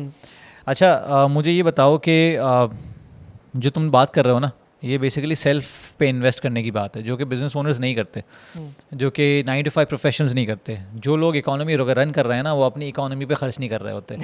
सही है। तो डेफिनेटली तुम माशाल्लाह अच्छे जिम जाते हो, सही है। हम ट्राईफिट में दोनों जाते हैं, ट्राईफिट अच्छा जिम है, सही है, कि जहाँ पे अच्छी जेंट्री आती है। तो तुम किसी आम जिम में नहीं गए, सही है, तुमने चूज़ किया, जबकि तुम्हें थोड़ा सा कम्यूट करना पड़ता है, और फिर तुम अपनी डाइट पे भी कर रहे हो, डाइट पे भी कर रहे हो, सब कुछ कर रहे हो। तो why are you investing so much on yourself? अच्छा, मैंने ना स्टार्ट किया था 400 रुपये वाले जिम से, तो मेरी भी एक जर्नी रही है। ट्राईफिट को मैं बोलता हूँ कि मैं अगर किसी एक नॉर्मल एक बंदा जो जिम जाता है ना, उसको मैं बोलूँ कि तो उसका जो अल्टीमेट गोल होना चाहिए ना, वो ट्राईफिट होना चाहिए। क्योंकि जो ट्राईफिट ऑफर कर रहा है ना, वो कोई भी ऑफर नहीं कर रहा। सही बात, बिल्कुल ऐसे ही। और मैं मतलब and the people you get to meet, मैं इसकी खुल के मार्केटिंग करता हूँ। मैंने अपने दोस्तों को ज्वाइन करवाया, ठीक है, और भी मैं लोगों के पीछे पड़ा हुआ कि भाई ट्राईफिट, और जितने पैसों में वो चीज़ ऑफर कर रहा है ना, कोई भी नहीं कर रहा। ऐसा नहीं, ये एक मिसकंसेप्शन है कि बहुत महंगा जिम है। वो देखिए, अगर फॉर एग्जांपल साल की 3 महीने की 6 महीने की फीस अगर आपसे ले रहे हैं, लेकिन उसको अगर आप 1 महीने पे लेकर आओ, तो नॉर्मल जिम्स भी आपसे 6,000 ले ही लेता है। अभी मैंने लिया है साल का पैकेज 12 मंथ्स वाला, वो मैं अगर उसको डिवाइड करूँ तो वो हार्डली कोई 6-7 हज़ार महीने का नॉर्मल जिम होता है, उससे कहीं ज़्यादा बेहतर फैसिलिटी मिल रही है आपको। मिलता 6-7 हज़ार में नॉर्मल जिम में। और यार सबसे अच्छी बात पता है क्या है? आपको लोग अच्छे मिलते हैं, आपके नेटवर्किंग अच्छी होती है। हर बिजनेसमैन का, हर बिजनेस ओनर का और हर 9 to 5 प्रोफेशनल का एक ख्वाब होता है कि उसके कनेक्शन और उसके एक एसेट अच्छा डेवलप हो, और ये एसेट कनेक्शंस होते हैं। और मैं अक्सर बोला है, मैं 2-3 पॉडकास्ट पे शायद बोला हो, जिन्होंने सुन लिया माजरत के मैं रिपीट कर रहा हूँ अपने आप को, लेकिन एक बंदा है रायन सरहंट, जो कि रियल्टर है बहुत बड़ा, यूएस का। सेल इट लाइक सरहंट, मैंने उसकी बुक पढ़ी थी। तो उसमें उसने कहा था कि मेरे बिज़नेस को बूम, जो रियल इस्टेट के बिज़नेस को बूम मिला था ना, वो जिम्स विजिट से मिला था। मैं एक दफ़ा ऐसी जिम कर रहा था कैलिफोर्निया के किसी जिम में, तो बराबर में एक बंदा था जिससे मैंने ऐसी कॉन्वर्सेशन स्ट्राइक की। तो बातों बातों पता चला कि वो कोई लिस्टिंग्स ढूंढ रहा है, कोई बिल्डिंग्स ढूंढ रहा है, कोई कमर्शियल। तो मैंने उसको अपनी लिस्टिंग, मैंने कहा भाई मैं ये काम करता हूँ। तो I made the transaction with in few days of the meeting, क्योंकि वो ऐसे इन्वायरमेंट में आपकी बातचीत हो रही होती है जो कि फॉर्मल नहीं होता। आप अपनी ह्यूमन कंडीशन में होते हो, आप अपने बिल्कुल बेसिक लेवल पे होते हो, और आप उससे बात कर रहे होते हो। मेरे कितने सारे कनेक्शन जैसे हुए हैं, हम ट्राईफिट में मिले कितने, और मैंने तुम्हें देखा, मैंने कहा यार ये बंदा देखा लग रहा है। गीक्स ऑफ कलाची पे देखा, करता था फेसबुक पे, हाँ गीक्स ऑफ कलाची पे देखा, मैंने कहा यार ये बंदा तो वही है। तो मैं, लेकिन जब हम मिले तो हम फॉर्मली नहीं मिले, हम इनफॉर्मली मिले, और हम कोई 1 घंटा बैठे रहते, मुझे याद है पहली उसमें मैंने बोला यार। और अगर मैं तुम्हारे ऑफिस आता है, तुम मेरे ऑफिस आते, तो वो इस तरह की मीटिंग नहीं होती है। लेकिन वहाँ पे एक अच्छी चीज़ डेवलप हुई। दुबई से मेरा एक दोस्त है, उसका भाई है, जो बेसिकली दुबई में, अबू धाबी में कोई बहुत महंगा जिम है, 45,000 या 50,000 दिरहम सालाना वो देता है। वो जाता है कि मेरा रोलेक्स का कलेक्शन वहाँ बिकता है। ये हाँ, ये मैंने किसी और से, आप नहीं बताया था? मैं नहीं बताया, मैं रिपीट कर रहा हूँ अपने आप को। रोलेक्स का कलेक्शन बिकता है, और मेरे पास विंटेज कार्स का कलेक्शन है, वो भी बिकता है। सही है। तो वो महीने में, कह रहा महीने में भले एक दफ़ा जाऊँ, लेकिन मुझे पता है मेरी इतनी अच्छी जेंट्री मिलेगी कि मेरा कनेक्शन बन जाता है, मेरे नेटवर्क बनता है। तो अच्छे जिम्स का फ़ायदा भी ये होता है, और ऐसे लोग जब आ रहे होते हैं, मुझे बड़े अच्छे लोग मिलते हैं वहाँ पे, और पता चलता है कि हाँ यार किसी ऑर्गेनाइजेशन में किसी अच्छी, जैसे तुम मिले, कितने एंटरप्रेन्योर्स आते हैं। और ख़ास तौर पे जो दोपहर का 11 से लेके 5 तक का टाइम होता है ना, उसमें कोई ना कोई एंटरप्रेन्योर ही होता है, बिजनेस ओनर होता है, फ्रीलांसर ही होता है, क्योंकि वो जॉब वाले तो नहीं आएंगे उस टाइम। बिल्कुल ऐसे ही। तो तुमने 400 जिम वाले से शुरू किया? हाँ, 400 रुपये वाले से। तो फिर आहिस्ता आहिस्ता ये हाजी क्लब तो नहीं गए थे? नहीं अच्छा, एक था जिम, ठीक है, वहीं से शुरू किया था। लेकिन पॉइंट ये था कि वही कि बर्डन एंड प्रिंसिपल होता है ना, हाँ, कि वो है कि अब यार वो नहीं कि बस यार मैं ट्राईफिट जब अफोर्ड कर पाऊंगा तो ही मैं जिम जाऊंगा। हाँ हाँ, इट्स एन इन्वेस्टमेंट माइंडसेट। यही है, ऐसा ही है कि भाई आप जो आपके हाथ में ना वो चीज़ करो। अब मैंने बिजनेस शुरू किया था एक लैपटॉप से, हमने आज तक कोई इन्वेस्टमेंट नहीं है, 6 साल हो गया, ना एक्सटर्नल इन्वेस्टमेंट लिया, ना अपने कोई पैसे लगाए, जो कमाया वही री इन्वेस्ट कर करके हमने ग्रो किया। और अल्हम्दुलिल्लाह आज एक लैपटॉप से शुरू हुआ, आज 40 लोगों की टीम है, और 100 से ज़्यादा हमारे कस्टमर। नाउ यू नो कि बूटस्ट्रैपिंग या फिर अपने आप ऊपर इन्वेस्ट करने की क्या वैल्यू है। This is why you do it. अपने आप पे खर्चा करना ना, बड़ा लोगों को लगता है कि हम गलत कर रहे हैं अपने साथ, हम सेल्फिश हो रहे हैं। और आपको भी पता है चीज़ कि जब आप अपनी फिटनेस पे फोकस करते हो ना, जो आपकी जर्नी है ना, वो सेम जर्नी है बिजनेस में। ठीक है, क्योंकि आप बिजनेस में भी कहीं स्टैंड कर रहे होगे, अब आपको उधर से कहीं और ट्रांसफॉर्म होकर जाना है। हाँ, तो फिटनेस में भी यही है, और वही फैक्टर्स इन्वॉल्व है। हार्ड वर्क चाहिए आपको, पेशेंस चाहिए, ठीक है, परसिस्टेंस चाहिए, ये सारी चीज़ें बिजनेस में अप्लाइड है। तो वो, और फिर और आप मतलब होता है ना कि अगर आपका की बॉडी हेल्दी है तो माइंड भी हेल्दी रहेगा। तो हाँ, बिल्कुल ऐसे ही। और दूसरी चीज़ ये है कि being desirable is a very big thing in life. सही है। जैसे मैं फॉर एग्जांपल तुम अभी 25 के हो, ठीक है, तुम अपनी सेहत का ख्याल रख रहे हो, अब तुम शादी कर लेते हो, ठीक है, हाँ, तुम्हारी जो भी स्पाउस होगी उसने पसंद किया होगा कि यार अच्छा बंदा है, सही है, फिट भी है, काम भी करता है, सब कुछ करता है। अब एक बंदा शादी के बाद बोले यार अब तो हो गया ना जो होना है, अब मैं कुछ भी कर सकता हूँ, मेरा पेट भी निकल आया, तोंद भी निकल आया, कोई मसला ही नहीं है, मैं बनियान में घूमता रहूँ घर में। तो ये चीज़ गलत है, ये चीज़ कहीं ना कहीं आप किसी के साथ ज़्यादती कर रहे हो, किसी के साथ ऐसे ही। आपने धोखा किया है, ठीक है। तो अपना ख्याल रखने का मतलब ये है। और दूसरी चीज़ देखो, अभी कुछ अर्से पहले हमारे बड़े अच्छे दोस्त हैं बाबर बुच्छा भाई, वो भी आए थे, बड़े उनको मैं माशाल्लाह फॉलो वो, करता हाँ हूँ वो बड़े यार, फिट उनका बंदे हैं। कितने परसेंट बॉडी फैट है, हाँ, मतलब बहुत ही lean सात है। आठ, वो सिंगल डिजिट पे रहता है, वो क्रेजी आदमी है। तो बड़ी अच्छी बात उन्होंने की थी कि यार डिज़ायरेबल दिखना तो हम सबकी ख्वाहिश है ना। फॉर एग्जांपल अगर मेरी बेगम है और मुझे बेगम से हट के कोई औरत एडमायर कर रही है, so this is something I I earned, और ये हर किसी को अच्छा लगता है भाई। ये इसमें कोई शर्माने वाली बात नहीं है कि वैलिडेशन यार, सबको चाहिए। हाँ वैलिडेशन सबको चाहिए। तो इसमें आपका स्पाउस भी प्राउड फील करता है आपके लिए। मैं हमेशा लोगों को ये कहता हूँ, तो यार be very much mindful of this fact कि डिज़ायरेबिलिटी बहुत ज़रूरी है। और आप अगर किसी ऑर्गेनाइजेशन में स्विच भी करते हो, 39 की एज में मैं अगर स्विच करूंगा और 39 जैसा मेरा दूसरा अनफिट बंदा स्विच कर रहा होगा, मेरे चांसेस ज़्यादा बढ़ जाएंगे, क्योंकि मैं 100%। इंटरव्यू में परफॉर्मेंस अच्छा कर पाऊंगा, प्रोवाइडेड कि हमारे स्किल सेट एक हो और कम्युनिकेशन स्किल सेट हो। लेकिन मेरे पास एज होगा क्योंकि मैं दिख अच्छा रहूँगा, मैं फील अच्छा कर रहा हूँगा। तो ये बहुत बड़ा ऐसा एडवांटेज है जो लोग बिजनेस ओनर्स और ये लोग मिस करते हैं। पैकेजिंग बहुत ज़रूरी है ना, हर पैकेजिंग चीज़ बहुत की, ज़रूरी है, हाँ, ठीक ये है। यू पुट इट और इन। लोग मतलब कोई भी चीज़ हो, रिलेशनशिप हो, ठीक है, उसको बहुत लाइटली लेते हैं कि यार, और एक ये बड़ा एक ना अजीब सा कॉन्सेप्ट है कि यार मैं जैसा हूँ मुझे वैसा ही एक्सेप्ट हाँ, करो। हाँ। भाई क्यों करो, तुम कौन फरिश्ते हो तुम? सही बात है। तुम जब परफेक्ट ही नहीं हो, हाँ। कोई भी परफेक्ट नहीं है, हाँ, ठीक है, लेकिन जब आप परफेक्शन को एम करोगे हाँ, तो आप, क्योंकि लड़कियों को स्पेशली ना ऐसा इंसान चाहिए, ऐसा मर्द चाहिए जो जिसका ना ग्रोथ ट्रेजेक्ट्री क्लियर हो, ऐसे ही कि है। भाई चलो आज ये इधर स्टैंड करता है, लेकिन अगले 10 साल में साथ रहूं या फिर इन्वेस्ट करूं इस पे, तो ये 10 साल बाद कोई अलग ही चीज़ होगा जो मुझे अभी चाहिए, लेकिन मैं इस पे 10 साल इन्वेस्ट करूं तो। सेंसिबल लड़कियां, बहुत से लोग कहते हैं गोल्ड डिगर वाली बात करते हैं, जाहिल हैं, बहुत बड़े जाहिल लोग हैं। मैं हमेशा ये कहता हूँ कि देखो मेरी ही बेटी है, ठीक है, मैंने 9 साल में उसके अंदर जो थॉट प्रोसेस देखा है ना, मैं हैरान हूँ, ठीक है। मेरा 12 साल का बेटा भी है, कभी वो थॉट प्रोसेस नहीं है। लड़कियाँ, ख़वातीन जो होती हैं ना, उनका एक अलग ही अल्लाह ताला ने उनके अंदर सेंसेस रखे हैं कुछ, कि वो मर्द को बहुत सारी चीज़ों पे गेज कर रही होती हैं। और वो अपने फादर को देखते हैं, अगर फादर अच्छा है ना हाँ, तो भाई उनको उसी स्टैंडर्ड का बिल्कुल बंदा ऐसे ही है, बिल्कुल ऐसे ही है। और मैं ना बहुत सारे काम अब डेलिबरेटली इसलिए भी कर रहा होता हूँ कि यार I don't have to tell you कि इंशी आपको ऐसा मर्द चाहिए, आई हैव टू एक्ट। कि देखो बहुत दफ़ा मेरे बेगम से फड्डा होता है, मैं सिर्फ एक्ट भी इसलिए करता हूँ अपने आप को कंट्रोल करके कि यार कभी इसका भी फड्डा हो तो शी शुड नो कि इसकी लिमिट क्या है। फॉर एग्जाम्पल बेगम चीख रही तो आई लेट हर स्क्रीम कि यार she can talk about her rights, सही है। दूसरा, मुझे किस तरह डील करना है, मुझे अगर मैं कर भी रहा हूँ तो ठीक है, उसके बाद हम पैचअप किस तरह करते हैं। तो बहुत दफ़ा ये चीज़ें मैंने अब एक्ट करनी शुरू कर दी। मुझे पता है कि यार मैं एग्जाम्पल हूँ अपने बेटे के लिए भी, अपनी बेटी के लिए भी। तो बड़ी इंपॉर्टेंट चीज़ है क्योंकि they our responsibility before me.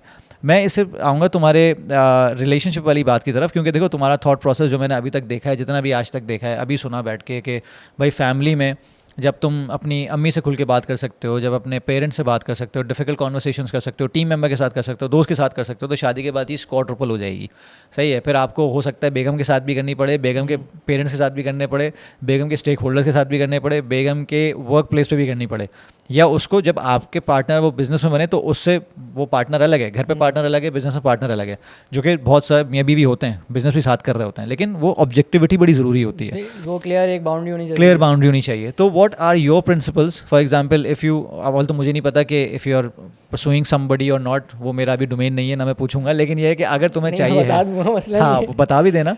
लेकिन what do you think the qualities in a girl that you are looking for, कि जो तुम्हारे पर्सनल एंड प्रोफेशनल एम्बिशंस को चार चांद लगा दे, ठीक है, तुम्हारे जैसे बंदे के लिए, तुम्हारे थॉट प्रोसेस के लिए, ताकि हमारी ख़वातीन जो बैठी हुई हैं और जो लड़कियां उभर रही हैं आजकल, उनको पता चले कि यार अगर एक सक्सेसफुल आदमी के साथ होना है तो ये चीज़ें ज़रूर होनी चाहिए।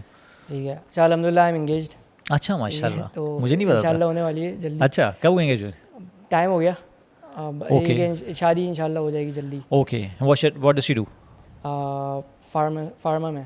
ओके, ओके, तो ठीक है। ये है, और पसंद किया। अच्छा, वेरी तो गुड। तो ये व्हाट वर द बात- क्वालिटीज़ दैट यू सॉ?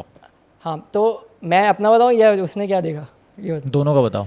अच्छा, लड़कियाँ देखती हैं, मैंने बताया पोटेंशियल, ठीक हाँ। है, वो ज़रूरी है। अब मैंने जहाँ से स्टार्ट किया, ऑब्वियसली कोई भी मतलब 17 साल का 19 साल का लड़का, कोई भी आप नहीं कह सकते कि अगर वो सेल्फ मेड है, ठीक है, तो वो पहले दिन कुछ कमिट नहीं कर सकता कि तो यार लव मैं- स्टोरी कहाँ से स्टार्ट हुई तुम्हारी? 17 साल से हुई है? नहीं, मेरी मतलब दोस्त है वो, ठीक है। अच्छा, तो कब से स्टार्ट हुआ है ये? मतलब स्कूल की दोस्त है।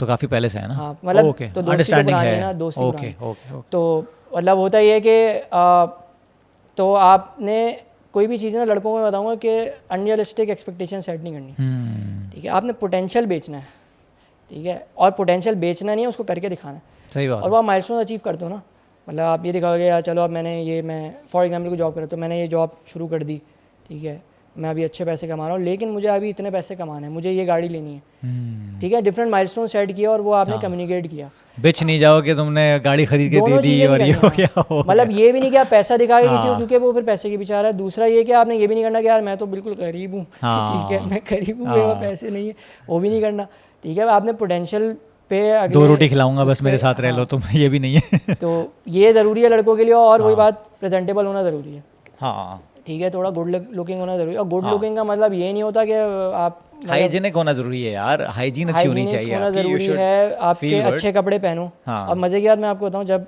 आपकी लाइफ में कोई फीमेल आती है ना, तो लड़कों को समझ आता है कि रहते कैसे हैं, ठीक है, कि पहनना क्या है, खाना क्या है, हाँ, अच्छा खाना क्या होता है, बुरा खाना क्या होता है, सही उनको बात नहीं पता। लड़कों की थोड़ी एक रफ एंड टफ सी हाँ। अपब्रिंगिंग सी होती है ना, बिल्कुल।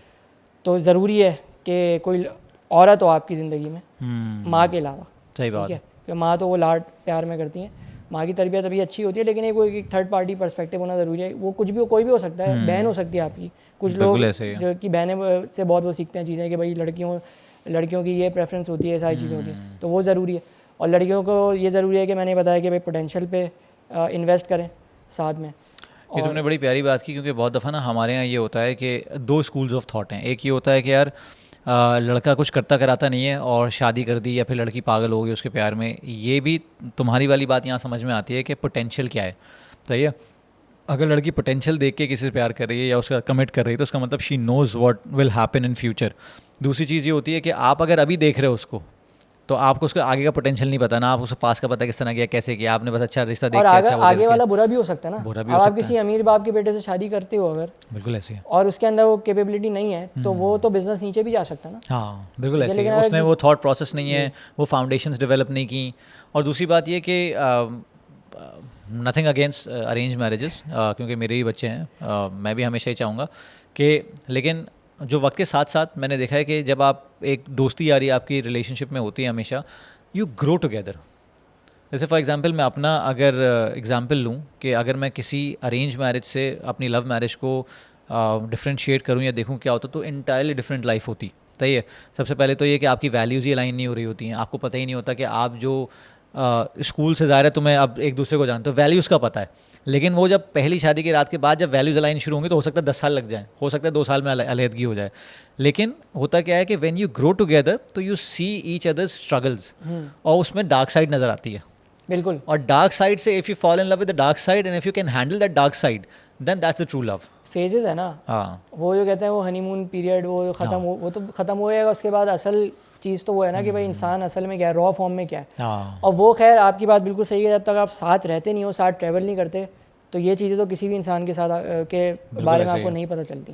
बिल्कुल ऐसे ही। आपके अक्सर इतने अच्छे दोस्त होते हैं, आप उनके साथ ट्रैवल करते हो, आपको पता चलता है कि हाँ।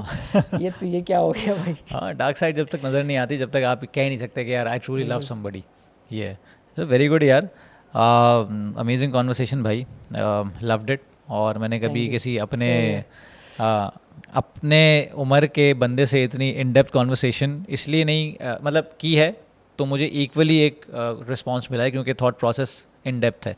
मुझे लगा नहीं कि I am talking to somebody who is 24-25, सही है, बिकॉज माशाल्लाह you have been doing much greater things than we have done till date. नहीं ऐसी बात नहीं है, लेकिन और नहीं, आई एडमायर यू गाइज यार, और तुम लोगों में मुझे अपने अपने बच्चे नज़र आते हैं। मतलब सिंपल सी बात है कि मैं तो तुम लोगों को देखता हूँ तो बोलता हूँ कि यार I know the potential of the young people coming in, क्योंकि इसका मतलब है कि तुम अगर 25 साल में हो तो 12 साल में अगर मेरा बेटा है तो उसके पास कितना बड़ा फ्यूचर बाकी है। तो मैं अक्सर उसको ना लेक्चर पे लाता रहता हूँ कि भाई देख ले, तुम्हारा पॉडकास्ट भी दिखाया मैंने कि कराची का कुछ चीज़ें दिखाई मैंने, कि देखो उसका थॉट प्रोसेस देखो, कितना अच्छा बच्चा है, क्या कर रहा है, कैसे कर रहा है। अली अब्दाल को कभी वही दिखाता हूँ कि यार इसको देखो, क्यों मैं जानबूझ के कि उल्टा सीधा कंटेंट देखना ना शुरू कर दें कि भाई घेर के यहाँ ले आओ। तो वैल्यूज़ डेवलप करना मेरा काम है। बस आप उसको ऑफिस भेज देंगे मेरे ये भी अच्छा सीन है, इंटर्नशिप पे भेजता हूँ, वैसे ही अभी छुट्टियाँ चल रही हैं उसकी।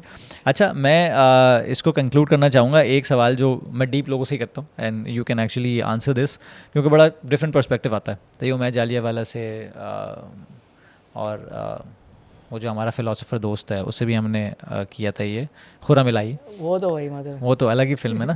तो मैंने कहा था कि यार, और ये मैंने सवाल देखा था, ये जो बंदा है जो subtle art of not giving a fuck वाला जो बंदा है, मार्क मेंसन, उसने सवाल किया था एक पॉडकास्ट में, मुझे बड़ा अच्छा लगा था। उसने कहा था कि यार कोई ऐसी चीज़ जो दुनिया में आप हर बंदा आपसे डिसएग्री कर रहा हो almost, but you always stick to it क्योंकि यू बिलीव कि यार दिस इज़ ट्रू, भले मेरे साथ दुनिया मेरे अगेंस्ट हो और मुझे पता है ये आगे जाके प्रूव हो जाएगा, साले तुम लोग सब बोलोगे हाँ यार सही बोल रहा था। सही। What's that thing in your opinion? अच्छा, ये एक बड़ी एक डिफरेंट एक ओपिनियन है मेरा। मैं लोगों को कहता हूँ कि वो खर्च करें। ज़्यादातर लोग आपको एडवाइस देंगे कि भाई पैसे बचाओ, सेविंग्स करो, पैसे खर्च नहीं करने चाहिए, बुरा होता है पैसा खर्च करना, जो पैसे खर्च करता है वो अमीर नहीं हो सकता।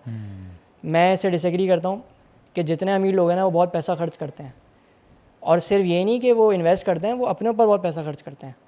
मतलब कि वो अपने कंफर्ट पे पैसा खर्च करते हैं। मतलब मैं जिन लोगों को फॉलो करता हूँ और जो बिज़नेस ओनर जो मुझसे आगे हैं, तो वो मुझे वो ये बात कहते हैं कि हमें कोई भी प्रॉब्लम होती है ना हम पैसे से ख़रीद लेते हैं। मतलब जायज़ तरीके से, इलीगल की बात नहीं कर सही बात है, क्योंकि यार हमें टाइम खरीद लेते हैं, टाइम फ्री कर लेते हैं, ठीक है। तो भाई ट्रू वेल्थ, तो अपने ऊपर खर्च करो, ठीक है, अपने कंफर्ट पे खर्च करो, अच्छा पहनो, अच्छा खाओ, और जब आप अच्छा पहनोगे, अच्छा खाओगे, आपको समझ आएगा वो इतना महंगा नहीं है, ठीक है। जो हमें लगता है कि ये चीज़ बहुत महंगी हो सकती है, लाइफस्टाइल बहुत महंगा हो सकता है, नहीं, अच्छा पहनो, अच्छा खाओ, अपने कंफर्ट के ऊपर खर्च करो, और क्या कहते हैं, ट्रैवल करो। आप जब एक्सपीरियंसेस लो, आप दुनिया नहीं घूम सकते तो आप पाकिस्तान टूर करो, ठीक है। सही बात है। और जो एक्सपीरियंसेस आपको मिलेंगे ना वो आपको हमेशा याद रहेंगे।